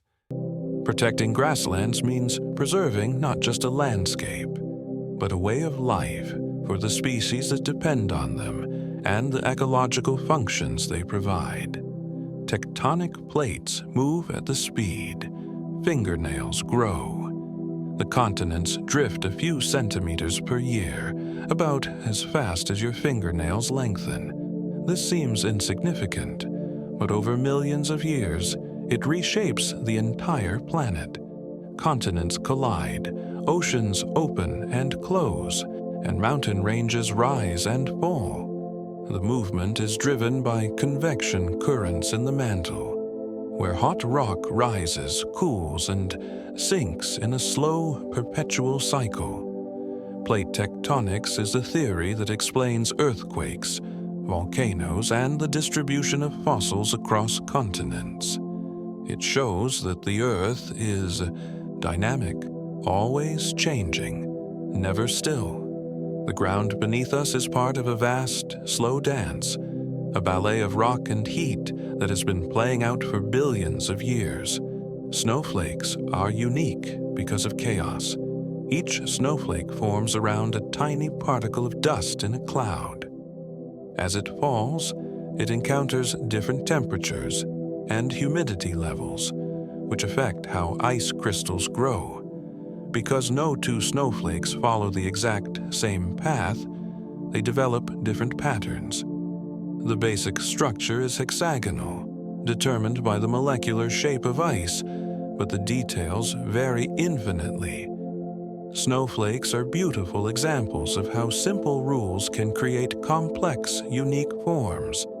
They are also fragile, melting at the slightest warmth. To catch a snowflake and examine it is to see a tiny sculpture of ice, shaped by the journey it took from cloud to ground, a journey that will never be exactly repeated. The Earth's crust is thinnest under the ocean. Beneath the continents, the crust can be 70 kilometers thick, but under the oceans it averages only about 7 kilometers. This thin oceanic crust is younger, constantly being created at mid-ocean ridges and destroyed at subduction zones. Continental crust is older, thicker, and less dense, which is why it floats higher on the mantle. The difference in thickness affects geology. Volcanic activity is more common where the crust is thin, and the ocean floor is more geologically active than the continents. The thinness of the oceanic crust is also why the deep ocean is so deep. If the crust were thicker, the ocean basins would be shallower, and much of the land would be underwater. The crust's thickness, though invisible, shapes the world we see. Erosion is the slow return to the sea. Every mountain that rises will one day be worn down. Wind, water, ice, and gravity work constantly to break rock into smaller pieces and carry it away. Sediment travels from highlands to lowlands, filling valleys and deltas, eventually reaching the ocean. There, it settles on the seafloor, where it may one day be compressed into new rock and lifted up again by tectonic forces. Erosion is part of the rock cycle, a process that has no beginning or end, only transformation. It is slow but unstoppable, shaping the landscape into valleys, plains, and coastlines. Erosion reminds us that nothing is permanent, that even the hardest stone yields to time. Caves are silent witnesses to changing water levels. Many caves formed during different climatic conditions, when water tables were higher or lower than they are today. Some contain formations that could only have grown when the cave was dry, while others show signs of being flooded. Studying caves reveals how the climate has changed over thousands of years. They also preserve evidence of past life. Fossils, footprints, and even ancient human artifacts are found in caves, protected from the elements. Caves are time capsules, holding clues to the past in their darkness. They are also fragile. Formations take millennia to grow, and once broken, they cannot be repaired. Entering a cave is stepping into a place where time moves differently, where the past is present and the future is already being written in stone. The Earth's rotation is slowing. Tidal friction between the Earth and the Moon is gradually slowing the planet's spin. Each century, the day lengthens by about 1.7 milliseconds. It is an imperceptible change in a human lifetime, but over millions of years, it adds up. Billions of years ago, a day was much shorter. In the distant future, the day will continue to lengthen until Earth becomes tidally locked with the Moon, always showing the same face to it, just as the Moon now shows the same face to us. This will take billions of years, longer than the Sun has left. For now, the slowing is a reminder that even the most fundamental aspects of our world, like the length of a day, are not fixed. They change slowly as the Earth and Moon continue their ancient gravitational dance. The smell of rain comes from the Earth. That fresh scent after a rainstorm is called petrichor. It comes from oils released by plants during dry periods, absorbed by soil and rocks. When rain falls, it releases these oils into the air, along with a compound called geosmin, produced by soil bacteria. The combination creates the distinctive smell we associate with rain. It is the Earth's way of announcing renewal, of signaling that water has returned. Petrichor is a connection to the ground, a reminder that rain is not just water falling from the sky, but a conversation between air, soil, and life. To smell rain is to smell the planet waking up, drinking deeply, and preparing to grow again. Bamboo can grow a meter in a single day. In the right conditions, Some species of bamboo are among the fastest growing plants on Earth. They can shoot up over a meter in 24 hours, a pace visible to the naked eye if you watch carefully. This rapid growth is possible because bamboo stores energy in its root system, waiting for the right moment to send up new shoots. Once they emerge, they grow quickly, reaching full height in weeks or months. Bamboo is strong yet flexible, used for construction, tools, and food. It also plays a crucial role in ecosystems, providing habitat and preventing erosion. Bamboo's growth is a reminder that life, given the right conditions, can be astonishingly vigorous, rising from the ground with determination and speed. The deepest point in the ocean is nearly 11 kilometers down. The Mariana Trench in the Pacific Ocean plunges to depths where the pressure is over 1,000 times that at the surface. At the bottom, the Challenger Deep, only a few humans have ever visited. The pressure is so intense that it would crush most submarines. Yet life exists even here. Amphipods, fish, and microbes thrive in the darkness and cold, adapted to conditions that seem impossible. The deepest ocean is one of the least explored environments on Earth, a frontier that holds mysteries we are only beginning to uncover. To reach the bottom is to touch the lowest point on the planet's surface, a place of extremes where the Earth's crust is thin and the ocean presses down with unimaginable weight. Rivers can flow underground for miles. In karst landscapes, where limestone is common, rivers sometimes sink below ground, flowing through caves and tunnels. These underground rivers can travel for kilometers before re-emerging at the surface. Some are accessible, and explorers have mapped parts of them, discovering vast subterranean networks. Others remain hidden, known only by the springs where they reappear. Underground rivers shape the landscape from below, carving caverns and contributing to sinkholes. They're part of the hidden hydrology of the planet, water moving through stone in pathways we rarely see. To know that rivers flow beneath your feet is to understand that the Earth has layers, that what is visible is only part of the story. The taiga is the largest land biome, stretching across northern Canada, Alaska, Scandinavia, and Russia. The taiga, or boreal forest, covers more area than any other terrestrial ecosystem. It is dominated by coniferous trees like spruce, pine, and fir, adapted to cold winters and short summers. The taiga stores vast amounts of carbon in its trees and soil, playing a crucial role in regulating the global climate. It is also home to wolves, bears, moose, and countless smaller species. Winters are harsh, with deep snow and temperatures far below freezing, but life persists. The taiga is a reminder that forests are not only tropical.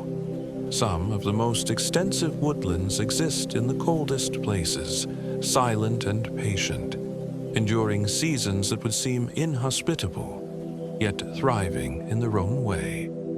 Deltas are land built by rivers. Where a river meets the sea, it slows and drops the sediment it has been carrying. Over time, this builds up, forming a delta, a fan-shaped area of new land. Deltas are among the most fertile places on Earth, enriched by nutrients from upstream. They are also dynamic, constantly changing as the river shifts its channels. Deltas support rich ecosystems and dense human populations. The Nile, Ganges, and Mississippi deltas are all centers of agriculture and culture. But deltas are also vulnerable. Rising sea levels and reduced sediment due to dams upstream threaten them. Deltas are the meeting point of land and water, a place of creation where the river's journey ends and the ocean begins. Icebergs can be blue. Most icebergs appear white because they contain air bubbles that scatter light. But some icebergs are dense, with little air, and they absorb red light, reflecting blue. These blue icebergs are strikingly beautiful, glowing with an intense, almost surreal color. They form from ice that has been compressed over centuries, squeezing out the air. When they calve from glaciers and float in the ocean, they carry this color with them. To see a blue iceberg is to witness ice in its purest form, free of impurities, a frozen piece of sky floating on the water. The Great Lakes hold 20% of the world's fresh surface water. These 5 lakes, Superior, Michigan, Huron, Erie, and Ontario, form the largest group of freshwater lakes on Earth. They were carved by glaciers during the ice ages and filled with meltwater as the ice retreated. The lakes are vast, more like inland seas, and they influence the climate of the surrounding region, moderating temperatures and creating heavy snowfall downwind in winter. They are also economically important, supporting shipping, fishing, and providing drinking water for millions of people. The Great Lakes are a reminder of the power of ice to shape the land and of the value of fresh water, a resource that is limited and must be protected. Permafrost contains ancient secrets. Frozen in the Arctic ground are not just soil and ice, but also organic matter from plants and animals that lived thousands of years ago. As permafrost thaws, these materials are exposed. Scientists have found remarkably preserved remains of mammoths, woolly rhinos, and other extinct creatures. Even more intriguing, they have revived ancient microbes that have been dormant for millennia. The thawing permafrost also releases greenhouse gases, contributing to climate change. What was locked away is now returning.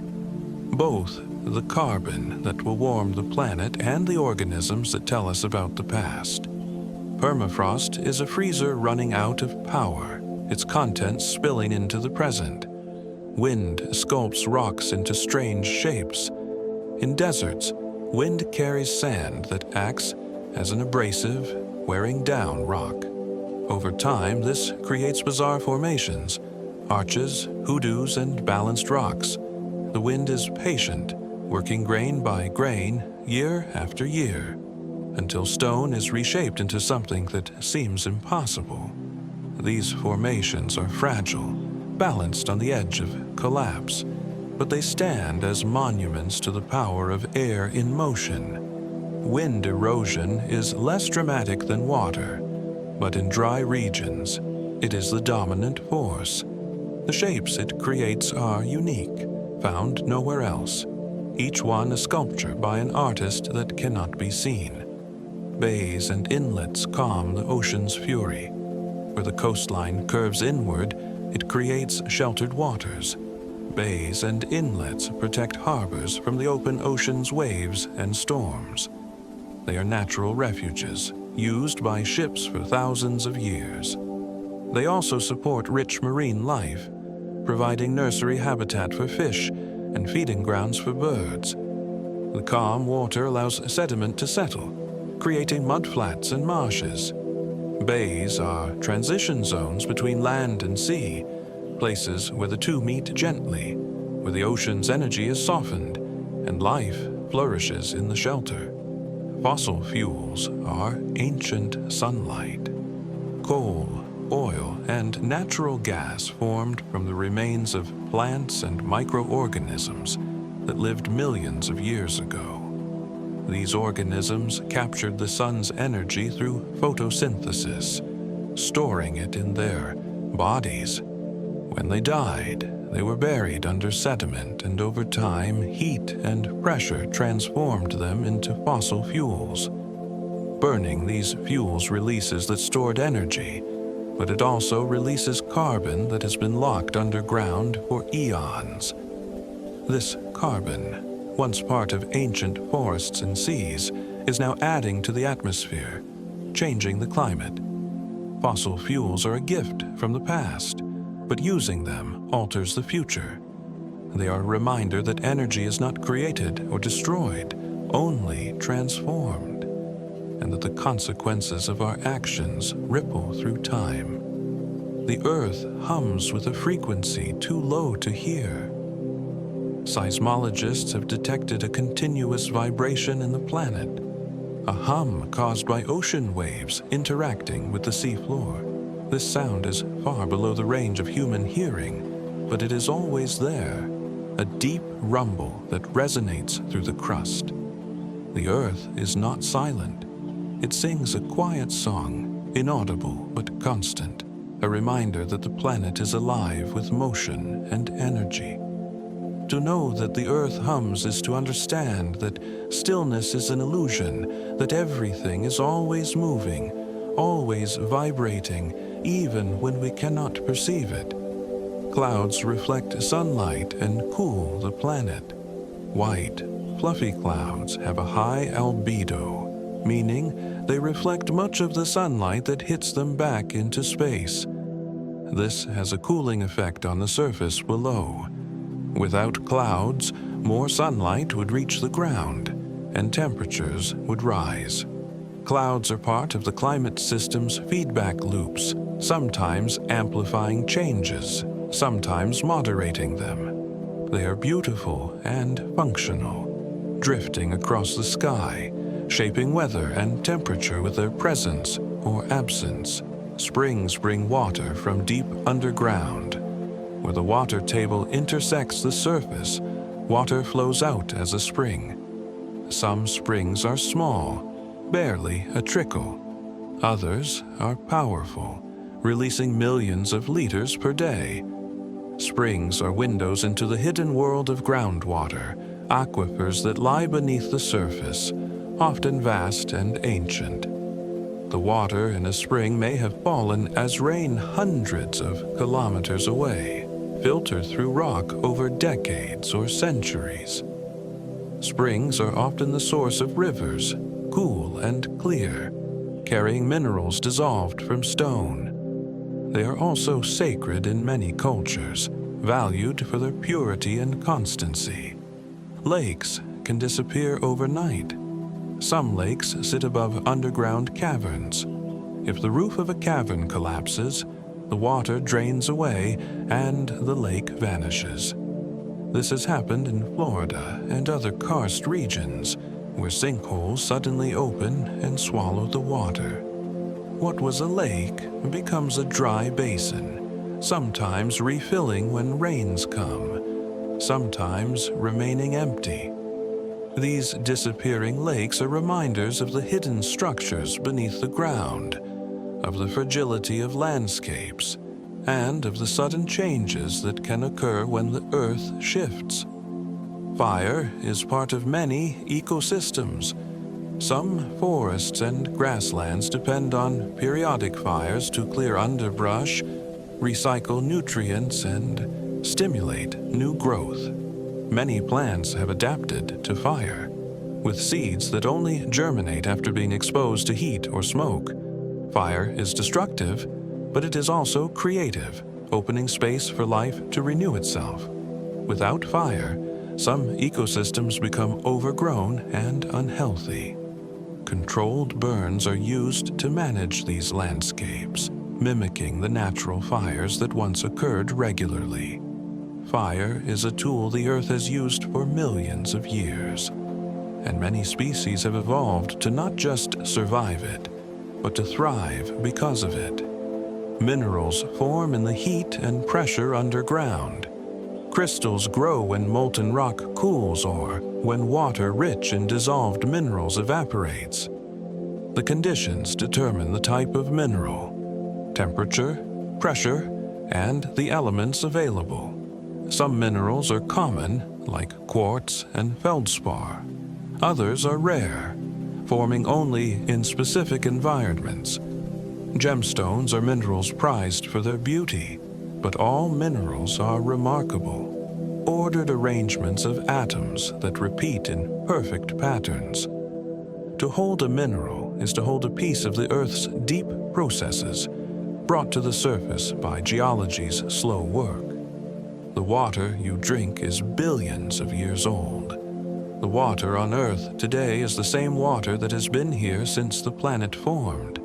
It cycles endlessly, evaporating, condensing, falling as rain, flowing through rivers, and returning to the ocean. The molecules in your glass may have been in a dinosaur, in a glacier, in a cloud over a distant ocean. Water connects all life across time, a shared resource that is never truly new, only recycled. This ancient water has witnessed every moment of Earth's history, and it will continue long after we are gone. As we drift toward the end of this quiet journey, let yourself rest in the simple knowledge that the Earth is always changing, always renewing, always turning beneath you. Even now, as you lie still, continents are shifting, rivers are carving, and the wind is sculpting stone. The planet's work never stops. It does not need your attention or effort. It simply continues, patient and enduring. Healing requires no action from you tonight. It is enough to breathe, to feel the ground beneath you, to know that you are held by a sphere that has been spinning for billions of years and will spin for billions more. You are part of this vast system, connected to every mountain, every ocean, every breath of wind. The Earth does not hurry, and neither should you. Let your thoughts slow like a river reaching the sea. Let your body ease into the rhythm of the planet, the turning, the breathing, the endless, quiet motion that defines existence. The ground supports you. The air surrounds you. The water that flows through you has flowed through everything. You are home here, on this pale blue dot, this garden in the void. If you enjoyed this quiet journey, I invite you to like, subscribe, or share a thought below. It helps others find their way here too, one sleepy soul at a time. For now, close your eyes. Feel the stillness settle. Let the earth carry you through the night, turning you gently toward tomorrow. Sleep well and good night. The earth breathes through its forests and oceans. Every day, plants absorb carbon dioxide and release oxygen, while the ocean dissolves gases from the air and releases them back. This exchange is like breathing, a slow rhythm that has maintained the atmosphere's balance for hundreds of millions of years. The planet inhales and exhales through countless living things, each one contributing to the whole. Trees in the Amazon, phytoplankton in the Southern Ocean, grasses on the steppe, all are part of this planetary respiration. The air you breathe has been cycled through this system countless times, purified and renewed by life itself.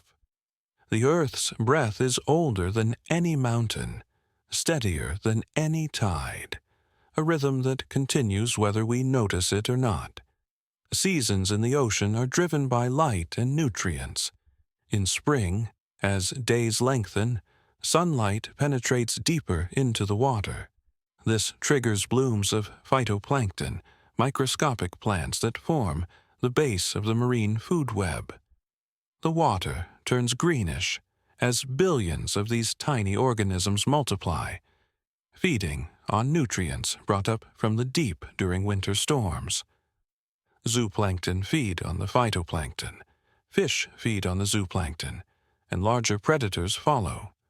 By summer, the nutrients are depleted, and the bloom fades. In fall, storms mix the water again, and the cycle prepares to repeat. Ocean seasons are less obvious than those on land, but they are just as real, driving the abundance and distribution of life beneath the waves. Rocks can flow like liquid over geological time. Under enough heat and pressure, solid rock becomes plastic, deforming and flowing without melting. This happens deep in the Earth's mantle, where rock moves in slow convection currents that drive plate tectonics. Even the crust can flow. Mountain ranges slowly collapse under their own weight, spreading outward over millions of years. Salt domes rise through overlying rock, pushed upward by buoyancy.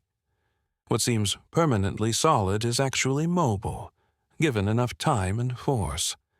The distinction between solid and liquid blurs when measured in millions of years. Rock flows, mountains sink, and the seemingly eternal landscape reshapes itself with the patience of deep time. Ancient forests are now coal seams underground. During the Carboniferous period over 300 million years ago, vast swamp forests covered much of the land. When trees died, they fell into oxygen-poor water where they could not fully decompose. Layer upon layer accumulated, and eventually, burial and pressure transformed this plant material into coal. The coal we mine today is fossilized forest, compressed and altered but still recognizable under a microscope. Entire ecosystems, preserved in stone, fuel our civilization. To burn coal is to release energy captured by ancient trees from a sun that shone before dinosaurs walked the earth. These forests no longer exist, but their legacy lies buried beneath our feet. Tides affect the Earth's crust, not just the ocean. The moon's gravity pulls on everything, including solid rock. The crust rises and falls by several centimeters twice a day, flexing in response to tidal forces. We don't feel this because it happens gradually and uniformly, but sensitive instruments can detect it. This flexing generates heat through friction, contributing slightly to the planet's internal warmth. It also affects groundwater levels and can trigger small earthquakes in stressed regions. Even the solid Earth is subject to the moon's influence, bending and deforming in a slow dance with its celestial partner. Rainbows are always in the same position relative to you. A rainbow is not a physical object, but an optical effect, created when sunlight refracts through water droplets in the air. Because of this, no two people see exactly the same rainbow. The light bending into your eyes comes from different droplets than the light reaching someone standing beside you. The rainbow moves with you, always appearing at the same angle from the anti-solar point, the spot directly opposite the sun from your perspective. You can never reach a rainbow because it is not at a fixed location. It is a personal phenomenon, a collaboration between the sun, the rain, and your eyes, existing only in that moment, only for you. The longest mountain range is underwater. The mid-ocean ridge system stretches for over 65,000 kilometers, winding through every ocean basin. It is a chain of underwater mountains where tectonic plates pull apart and new seafloor is born. These ridges rise several kilometers above the surrounding seafloor, but most remain hidden beneath the waves. In places like Iceland, the ridge breaks the surface, revealing its structure. The mid-ocean ridges are the most geologically active features on Earth, constantly erupting, splitting, and creating new crust. They are the seams of the planet, the places where the Earth opens up and renews itself, a hidden mountain range more extensive than any on land. Swamps and marshes are natural water filters. Wetlands slow the flow of water, allowing sediment to settle and plants to absorb pollutants. The roots and microorganisms in wetland soil break down harmful chemicals, cleaning the water before it moves downstream. This natural filtration is so effective The constructed wetlands are now used to treat wastewater in some communities. Wetlands also prevent flooding by storing excess water during storms and releasing it gradually. They are buffers between land and water, ecosystems that protect both. Draining wetlands removes these services, leaving rivers polluted and communities vulnerable to floods. Protecting wetlands means protecting the natural infrastructure that keeps water clean and landscapes resilient. The sky is blue because of scattering. Sunlight is made of all colors, but when it passes through the atmosphere, blue light is scattered more than other colors because of its shorter wavelength. This scattered blue light comes at us from all directions, making the sky appear blue. At sunset, the sun's light passes through more atmosphere, and the blue is scattered away, leaving reds and oranges to paint the sky. The color of the sky is not inherent to the air, but is a result of how light interacts with the molecules and particles suspended in it.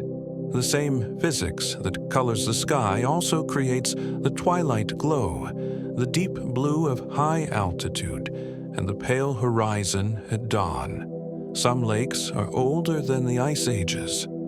Lake Baikal in Siberia has existed for at least 25 million years, making it the oldest lake on Earth. Most lakes are geologically young, filling basins carved by glaciers or created by tectonic activity, and they fill with sediment relatively quickly. But Baikal sits in a rift valley that continues to deepen, keeping the lake from filling in. It is also the deepest lake, holding more fresh water than all the Great Lakes combined. Its age and isolation have allowed unique species to evolve, found nowhere else on Earth. Baikal is a living museum, a body of water that has witnessed the rise and fall of mountains, the coming and going of ice ages, and the evolution of countless forms of life. Mountains create rain shadows. When moist air encounters a mountain range, it is forced upward. As it rises, it cools, and the moisture condenses, falling as rain or snow on the windward side. By the time the air crosses the peaks and descends the other side, it has lost most of its moisture.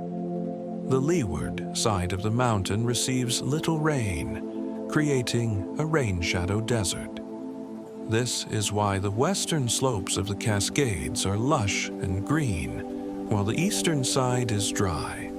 The Andes create the same effect, with rainforest on one side and the Atacama Desert on the other. Mountains don't just shape the land with their height, they shape the climate, determining where rain falls and where it does not. The oldest rocks on Earth are over 4 billion years old. Found in Canada, Australia, and other ancient continental cores, these rocks formed not long after the planet's surface solidified. They have survived billions of years of weathering, erosion, and tectonic activity, preserving a record of the early Earth. Studying them reveals what the planet was like when it was young, when the atmosphere was different and life had not yet appeared. These rocks are witnesses to deep time, survivors of an unimaginable span of history. To touch them is to touch the beginning, to hold something that existed before oceans, before continents, before the sky turned blue. Lightning creates nitrogen fertilizer. The intense heat of a lightning bolt splits nitrogen molecules in the air. The nitrogen then combines with oxygen to form nitrogen oxides, which dissolve in rain and fall to the ground. Plants absorb this nitrogen, using it to build proteins and grow. Before humans invented industrial fertilizers, lightning was one of the primary ways nitrogen was made available to life. Every storm contributes to the fertility of the soil enriching the land with each flash. Lightning is not just spectacle. It is chemistry, a natural process that has nourished ecosystems for as long as storms have raged. Clouds can form over mountains even on clear days. When wind blows over a mountain, it creates standing waves in the air. On the crest of these waves, the air cools enough for moisture to condense, forming clouds. These lenticular clouds are smooth and lens-shaped, often stacked in layers, and they remain stationary even though the wind passes through them. They look like UFOs, hovering motionless above the peaks. Lenticular clouds are a visible sign of invisible processes, the interaction of wind and topography, the rising and falling of air. They remind us that the atmosphere is dynamic, full of currents and waves, even when it appears still. The oldest living trees are thousands of years old. Bristlecone pines in California have been alive for over 5,000 years. They were seedlings when the pyramids were being built, and they continue to grow slowly in the harsh conditions of high mountains. Their wood is dense and resinous, resistant to rot and insects. By studying their rings, scientists can reconstruct climate patterns stretching back millennia. Each ring represents a year, and the width reveals whether it was wet or dry, warm or cold.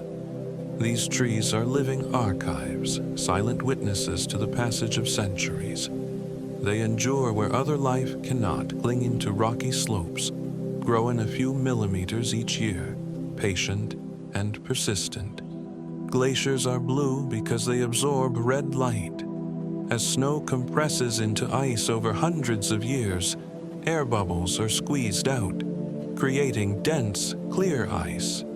This ice absorbs the red end of the spectrum and reflects the blue, giving glaciers their characteristic color. The thicker and denser the ice, the deeper the blue. Crevasses and caves in glaciers glow with an intense, almost otherworldly blue light. To see it is to witness ice in its purest form, ancient snow transformed by time and pressure into something beautiful and strange. Earthquakes can make mountains taller. When tectonic plates collide and one is forced upward, the crust thickens and mountains grow. Each earthquake along a fault can lift the land by centimeters or even meters. Over millions of years, these incremental changes build peaks that scrape the sky. The Himalayas are still rising, pushed higher by the collision of India and Asia. Each quake is a step in that ongoing process, a pulse of energy that reshapes the landscape.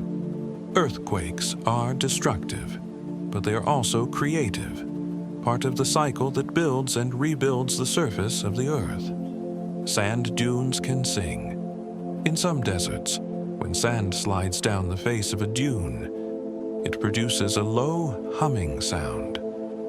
The mechanism is not fully understood, but it involves the vibration of sand grains as they move, creating a resonance that can be heard for miles.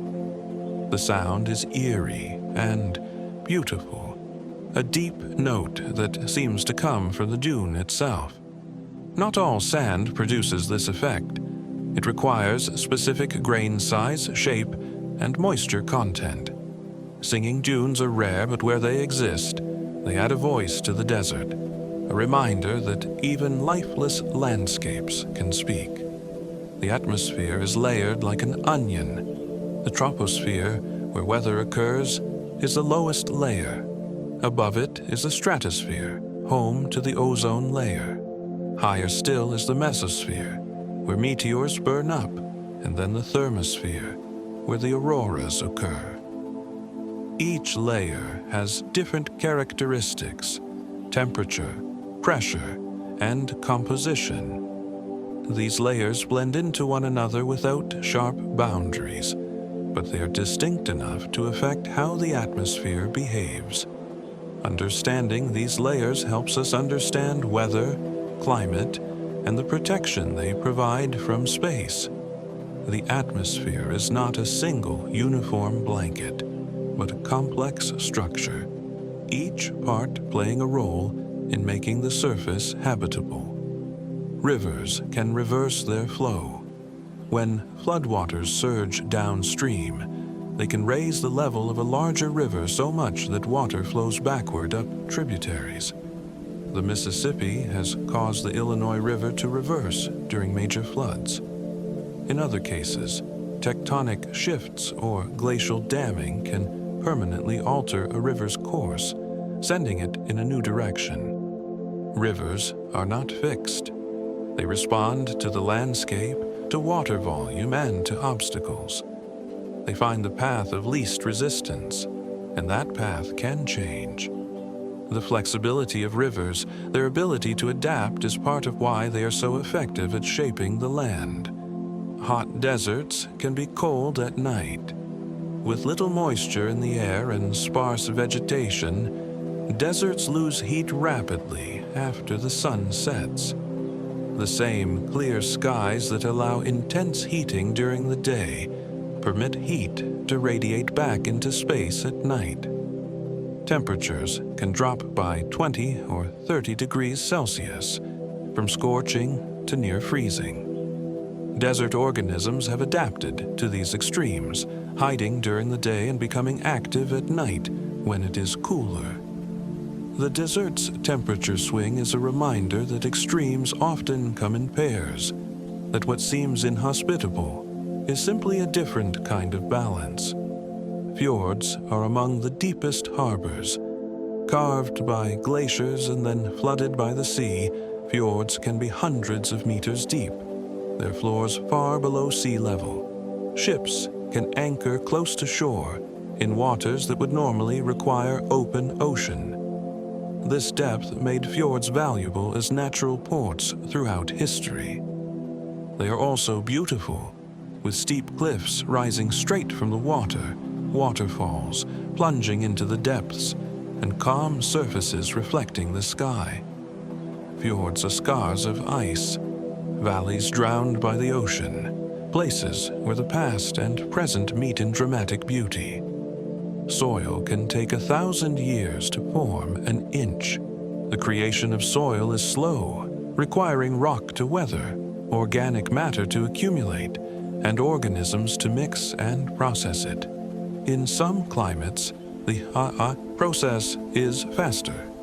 In others, slower, but everywhere it is measured in centuries. Once formed, soil can be lost in a season if it is not protected. Erosion from wind and water can strip away what took millennia to build. Soil is a non-renewable resource on human timescales, precious and fragile. Treating it with care means ensuring that future generations have the foundation they need to grow food and sustain life. Clouds seed themselves with particles. For water vapor to condense into droplets, it needs something to condense on, a tiny particle of dust, salt, or pollen. These particles, called cloud condensation nuclei, are essential for cloud formation. Without them, the air could be saturated with moisture and still not form clouds. The ocean provides salt particles from sea spray. Deserts provide dust, and forests provide organic compounds. Even bacteria and spores can serve as nuclei. Clouds are collaborative, requiring contributions from the surface to form, a partnership between air and earth. Some mountains are still growing. The Himalayas rise about 5 millimeters per year as the Indian plate continues to push into Asia. The Alps, the Andes, and other ranges in tectonically active regions are also growing. At the same time, erosion wears them down, and the balance between uplift and erosion determines their height. Some mountains grow faster than they erode, others shrink. The landscape is in constant flux, rising and falling, shaped by forces that never stop. Mountains are not permanent. They are moments in a slow process, peaks that will one day be plains. Peat preserves bodies for thousands of years. In the acidic, oxygen-poor environment of a peat bog, organic material does not decay. Bodies buried in peat, whether by accident or ritual, can remain remarkably intact. Skin, hair, and even clothing survive, offering a glimpse into the past.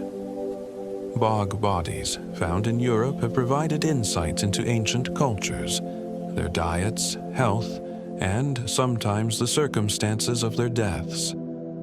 Peat is a preserver, holding the past in suspension, keeping it safe from the processes that normally erase all traces. To recover a body from a bog is to reach across millennia and touch someone who lived in a world long gone. Clouds can be dozens of kilometers tall. Cumulonimbus clouds, the towering thunderheads that produce severe storms, can reach heights of 15 kilometers or more, extending from near the surface up into the stratosphere.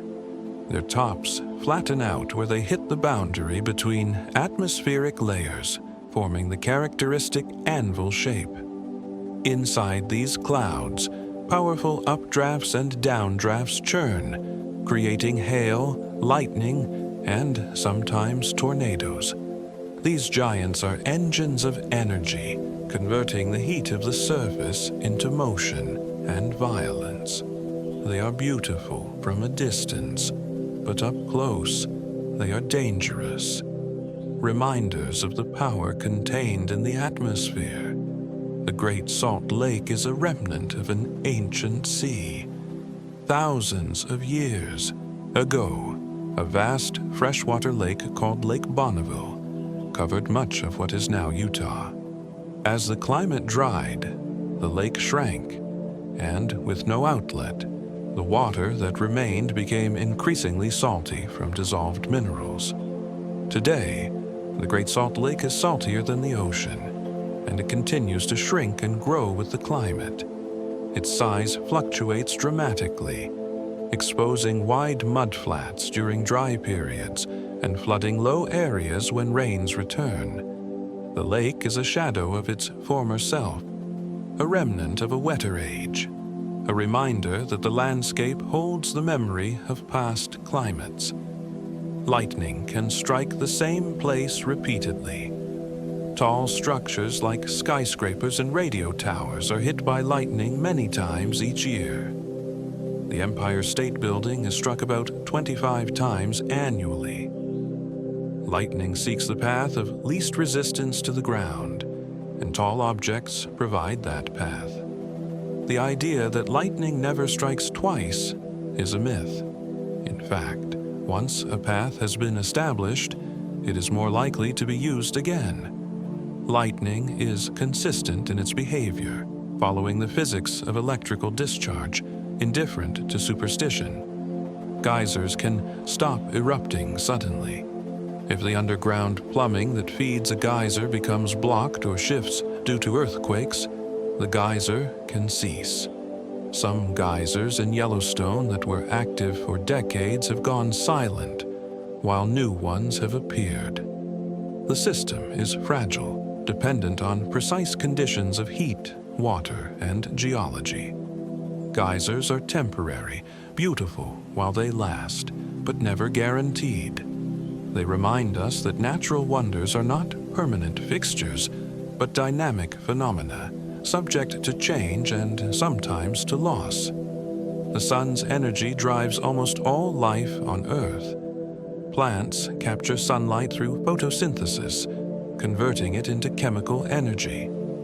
Herbivores eat the plants, carnivores eat the herbivores, and decomposers break down the dead, returning nutrients to the soil. The energy that powers this cycle comes from the sun, flowing through the food web and eventually dissipating as heat. There are exceptions, like the life around hydrothermal vents that relies on chemical energy, but they are rare. Most ecosystems, from rainforests to coral reefs to grasslands, are solar-powered. driven by the light of a star that has been shining for billions of years. Clouds can freeze without becoming snow.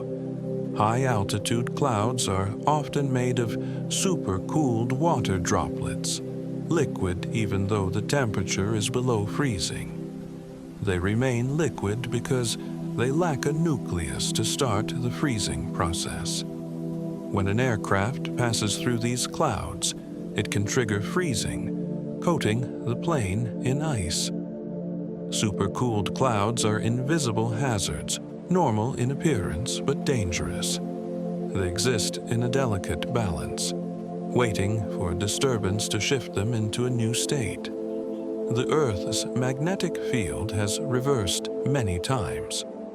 Over the planet's history, north and south magnetic poles have switched positions hundreds of times. The reversals are recorded in rocks, where iron minerals align with the field as they cool. By studying these patterns, scientists have reconstructed the history of reversals, finding that they occur irregularly, sometimes every few 100,000 years, sometimes after millions of years. During a reversal, the field weakens but does not disappear entirely. Life continues, adapted to the changing conditions. The next reversal will come eventually, but predicting when is impossible. The field is restless, always shifting, a reminder that even the planet's invisible structures are in flux. Canyons can form in a single flood. While most canyons are carved slowly, some form catastrophically. When glacial dams break, they release enormous volumes of water in a matter of days. These megafloods scour the landscape, carving deep channels in solid rock. The channeled scablands in Washington were created by repeated floods from glacial Lake Missoula, each one reshaping the terrain in a geological instant. These floods demonstrate that not all change is gradual. Sometimes the Earth transforms violently in bursts of energy that compress millennia of erosion into a few days. Stalactites grow downward. Stalagmites grow upward. It's easy to remember. Stalactites hold tight to the ceiling, and stalagmites might reach it someday. Both are formed by the same process, mineral-rich water dripping and depositing calcium carbonate. The difference is just where the deposit accumulates. Over time, they can meet in the middle, forming a column. These formations are fragile despite their stony appearance, and once broken, they cannot be repaired. They are evidence of deep time, proof that patience and persistence can create beauty in the darkest places. Rivers are older than the mountains they cut through. In some places, a river flows through a mountain range, seemingly defying logic. This happens when the river existed first, and the mountains rose slowly around it. As the land lifted, the river kept cutting downward, maintaining its course. The result is a gorge that slices through the range, a path carved by water that was there before the stone. These rivers are antecedent older than the obstacles they cross, proof that persistence can outlast even the rise of mountains. Underwater avalanches move vast amounts of sediment. Turbidity currents are underwater flows of sediment-laden water, triggered by earthquakes or the buildup of unstable material on continental slopes. They rush down the seafloor at high speed, carving submarine canyons and depositing sediment in deep ocean basins. These currents can travel hundreds of kilometers, carrying more sediment in hours than rivers deliver in years. They have snapped undersea cables, revealing their power. Turbidity currents are invisible to those on the surface, but they are one of the primary ways the deep ocean receives sediment, shaping its landscape, just as rivers shape the land. Seasons are opposite in the northern and southern hemispheres. When it is summer in the north, it is winter in the south. This is because of Earth's axial tilt. When the northern hemisphere leans toward the sun, it receives more direct sunlight and experiences summer. At the same time, the southern hemisphere leans away and experiences winter.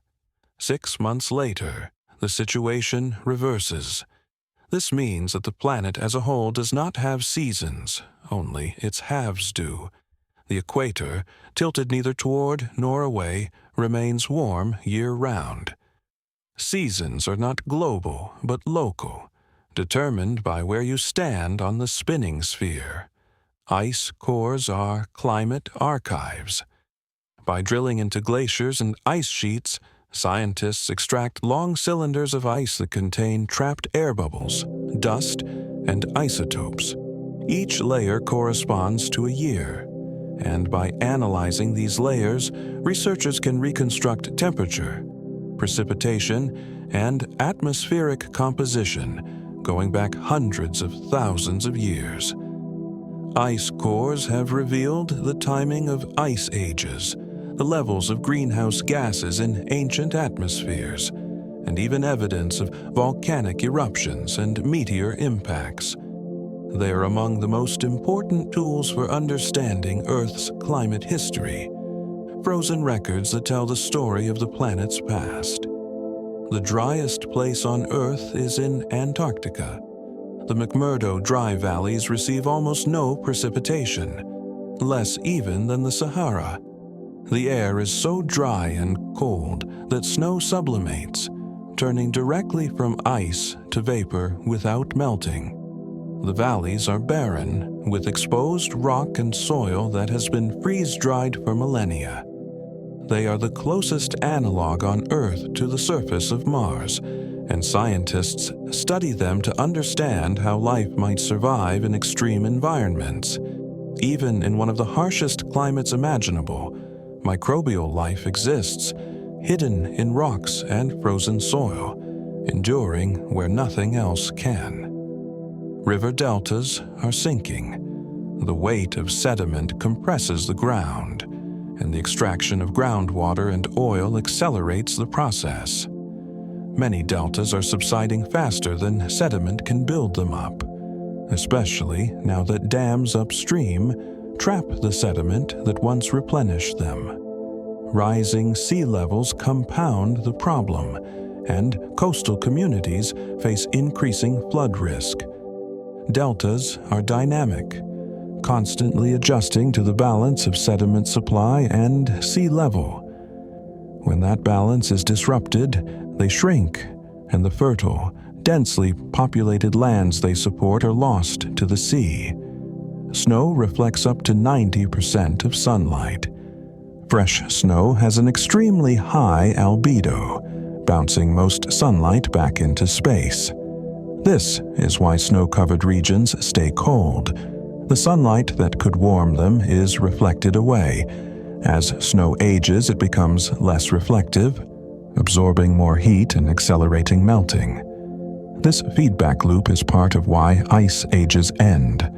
Once ice begins to retreat, darker surfaces are exposed, absorbing more sunlight, which causes more melting, which exposes more dark surface. The reverse happens when ice advances. Snow and ice are not just cold. They are climate regulators, influencing temperature through their reflective power. Meteor impacts have shaped the Earth's history. Large impacts have caused mass extinctions, altered the climate, and created geological features like craters and shocked quartz.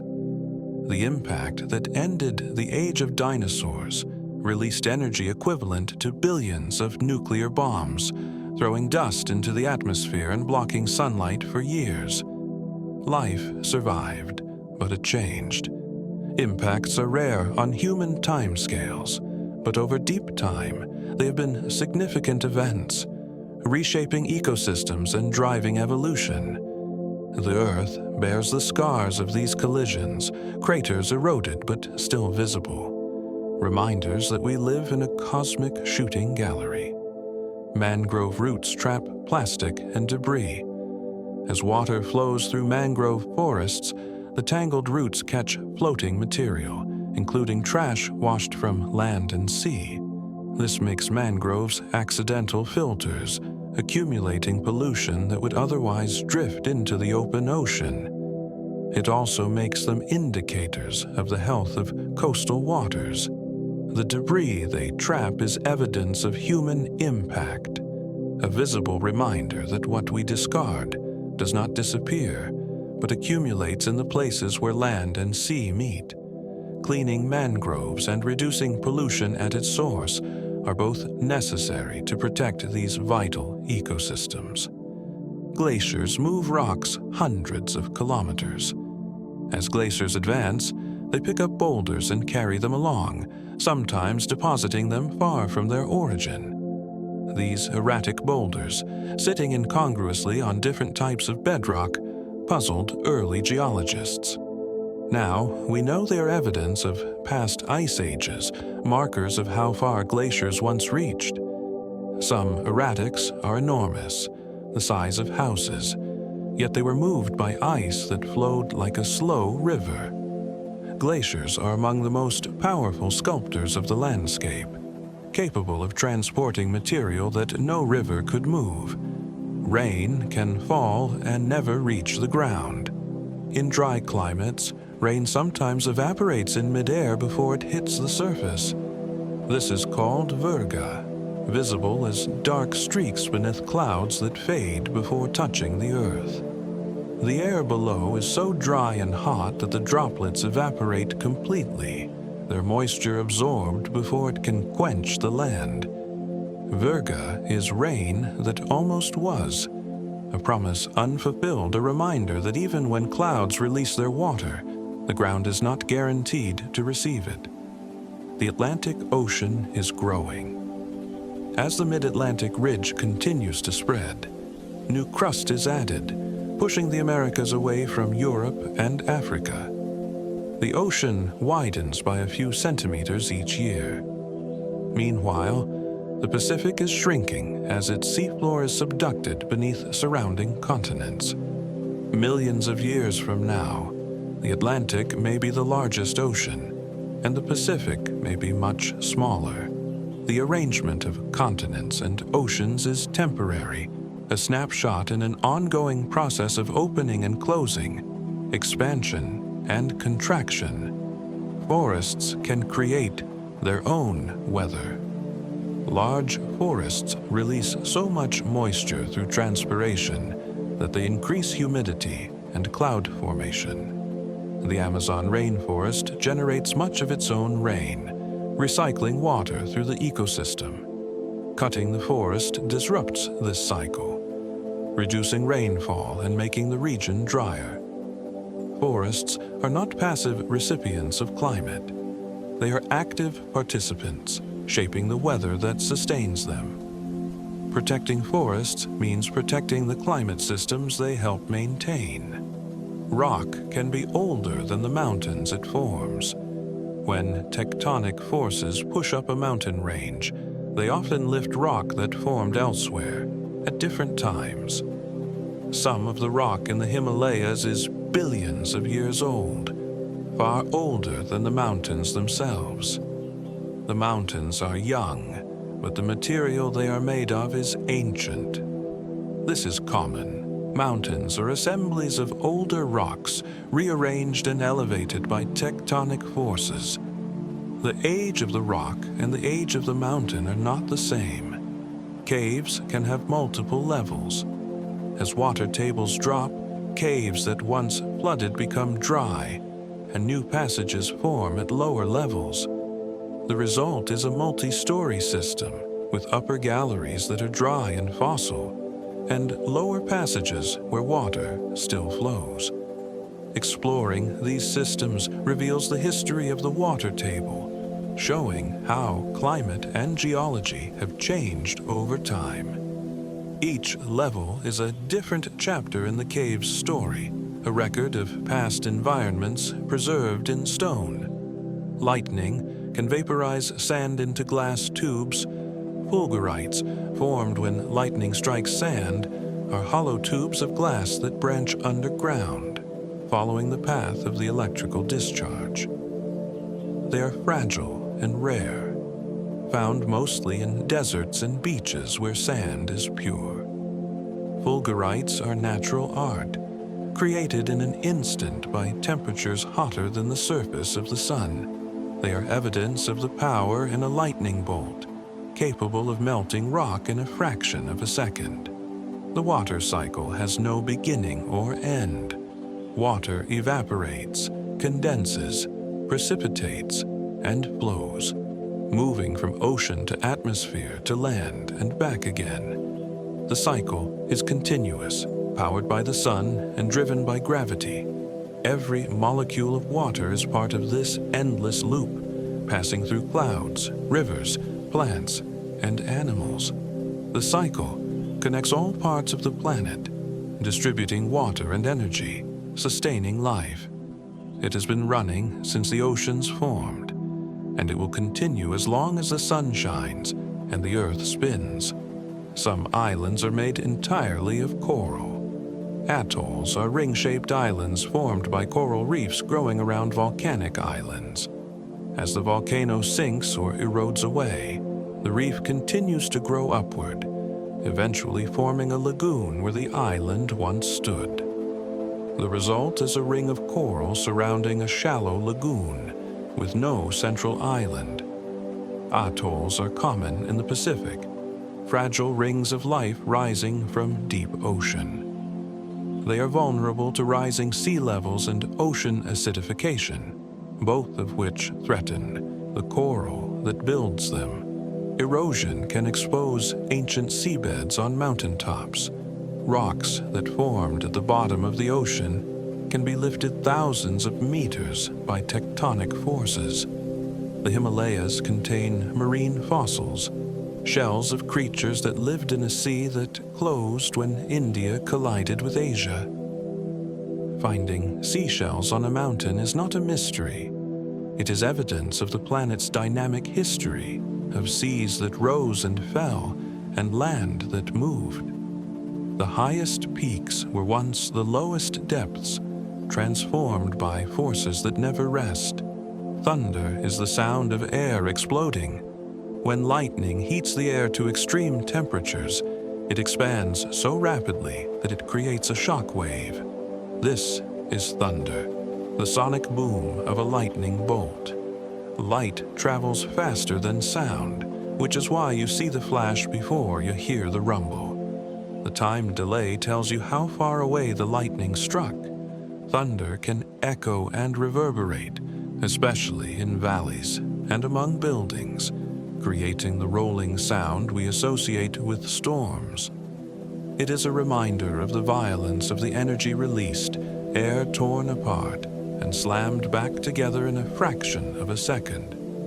Permafrost can be hundreds of meters thick. In the coldest regions, the ground is frozen to great depths, sometimes over 600 meters. This ice has been there for thousands of years, a legacy of past ice ages. Within it are preserved plants, animals, and microbes from ancient times.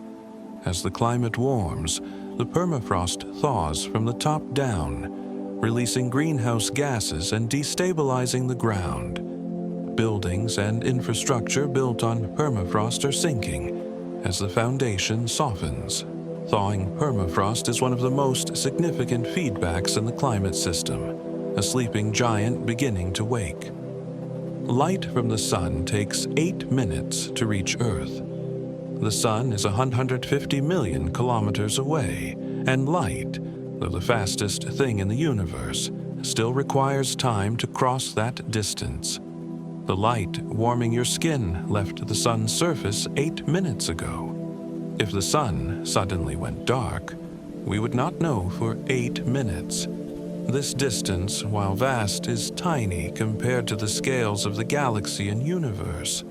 The Sun and Earth are close neighbors in cosmic terms, bound by gravity and light. The ocean floor is younger than the continents. Oceanic crust is constantly created and destroyed, recycled through subduction in a process that takes about 200 million years. The oldest seafloor is found in the western Pacific, but it is still relatively young. Continental crust, by contrast, is buoyant and not easily subducted. Some continental rocks are over 4 billion years old. The continents are ancient, accumulating and rearranging over time, while the ocean floor is perpetually young, renewed by the planet's internal processes. Wind can carry dust across entire oceans. Saharan dust travels across the Atlantic, reaching the Caribbean and South America. Asian dust crosses the Pacific to North America. These dust clouds can be visible from space, vast plumes stretching for thousands of kilometers. The dust carries nutrients, seeds, and even microbes, connecting distant ecosystems. It also affects air quality and climate, scattering sunlight and seeding clouds. Wind is a global transporter, moving material from one continent to another, linking the planet's systems in ways we're only beginning to understand. Coral bleaching is a stress response. When water temperatures rise or other stressors occur, coral expels the symbiotic algae that give it color and provide it with energy. Without the algae, the coral turns white and begins to starve. If conditions improve, the algae can return and the coral recovers. If not, the coral dies. Bleaching is not immediate death, but a warning sign, a visible indication that the coral is in distress. It has become more common as ocean temperatures rise, threatening reefs worldwide. Rivers carry the continents to the sea. Every river is a conveyor belt, moving sediment from highlands to lowlands. Over geological time, rivers can erode entire mountain ranges, transporting them grain by grain to the ocean. This sediment builds deltas, fills ocean basins, and eventually may be uplifted again to form new mountains. The rock cycle is driven in part by rivers, connecting erosion on land to deposition in the sea, linking the processes that shape the surface. The Southern Ocean is the newest ocean. Officially recognized in 2000, the Southern Ocean surrounds Antarctica, defined by the Antarctic Circumpolar Current. This current flows east around the continent, unimpeded by land, making it the only ocean to circle the globe. The Southern Ocean is cold, stormy, and rich in nutrients, supporting vast populations of krill, whales, and seabirds. It plays a crucial role in global ocean circulation, mixing deep and surface waters, distributing heat and nutrients. Recognizing it as a distinct ocean acknowledges its unique character and importance. Caves can have their own weather. Large caves can develop microclimates with temperature, humidity, and air currents different from the surface. Some caves breathe, inhaling and exhaling air as external pressure changes. This movement of air can create wind within the cave, strong enough to extinguish lights. Caves can also have fog, forming when warm, moist air from outside enters a cool cave and condenses. These internal weather systems are subtle, but real, part of the hidden complexity of the underground world. The longest river in the world depends on how you measure. The Nile is traditionally considered the longest, but if tributaries and disputed sources are included, the Amazon may be longer. Measuring rivers is complicated. Where does a river begin? Do you count the longest tributary or the one with the most water? Different measurements give different results. Both rivers are immense. draining vast areas and shaping the continents they flow through. The debate over which is longest is less important then, recognizing the role both play in their ecosystems and the civilizations that depend on them. Light pollution hides the stars. In cities, the night sky is washed out by artificial light, making it impossible to see all but the brightest stars. The Milky Way, visible as a band of light across the sky from dark locations, is invisible to most people living in urban areas. This loss is not just aesthetic. It affects wildlife, disrupting migration, breeding, and feeding patterns. It also disconnects us from the universe, from the awareness that we live on a planet under a vast sky. Reducing light pollution means recovering the night, restoring darkness as a natural resource. Some beaches are made of shells. In places where coral reefs or shellfish are abundant, beaches can be composed entirely of shell fragments, ground down by waves into sand. These beaches are white or pink, and they clink underfoot instead of crunching. They are records of life, the remains of countless organisms turned into something new. Walking on a shell beach is walking on a graveyard and a birthplace, where death becomes the foundation for new ecosystems. The midnight sun and polar night define the Arctic year. For months, the sun does not set, circling the sky in a slow spiral. Then, as the Earth tilts, the sun dips below the horizon and does not rise again for months. Life in the Arctic is shaped by these extremes. Animals migrate, hibernate, or adapt. Humans living there adjust their rhythms, finding ways to sleep when it is always light and stay active when it is always dark. The polar day and night are extremes unknown to most of the planet, a reminder of how different the Earth's environments can be. As this long night deepens and the last words fade, let yourself sink into the quiet knowledge that the Earth is patient. It does not hurry. It moves through space at thousands of kilometers per hour, yet from here it feels still. Beneath you, stone flows. Above you, air circulates. Around you, water cycles through invisible paths.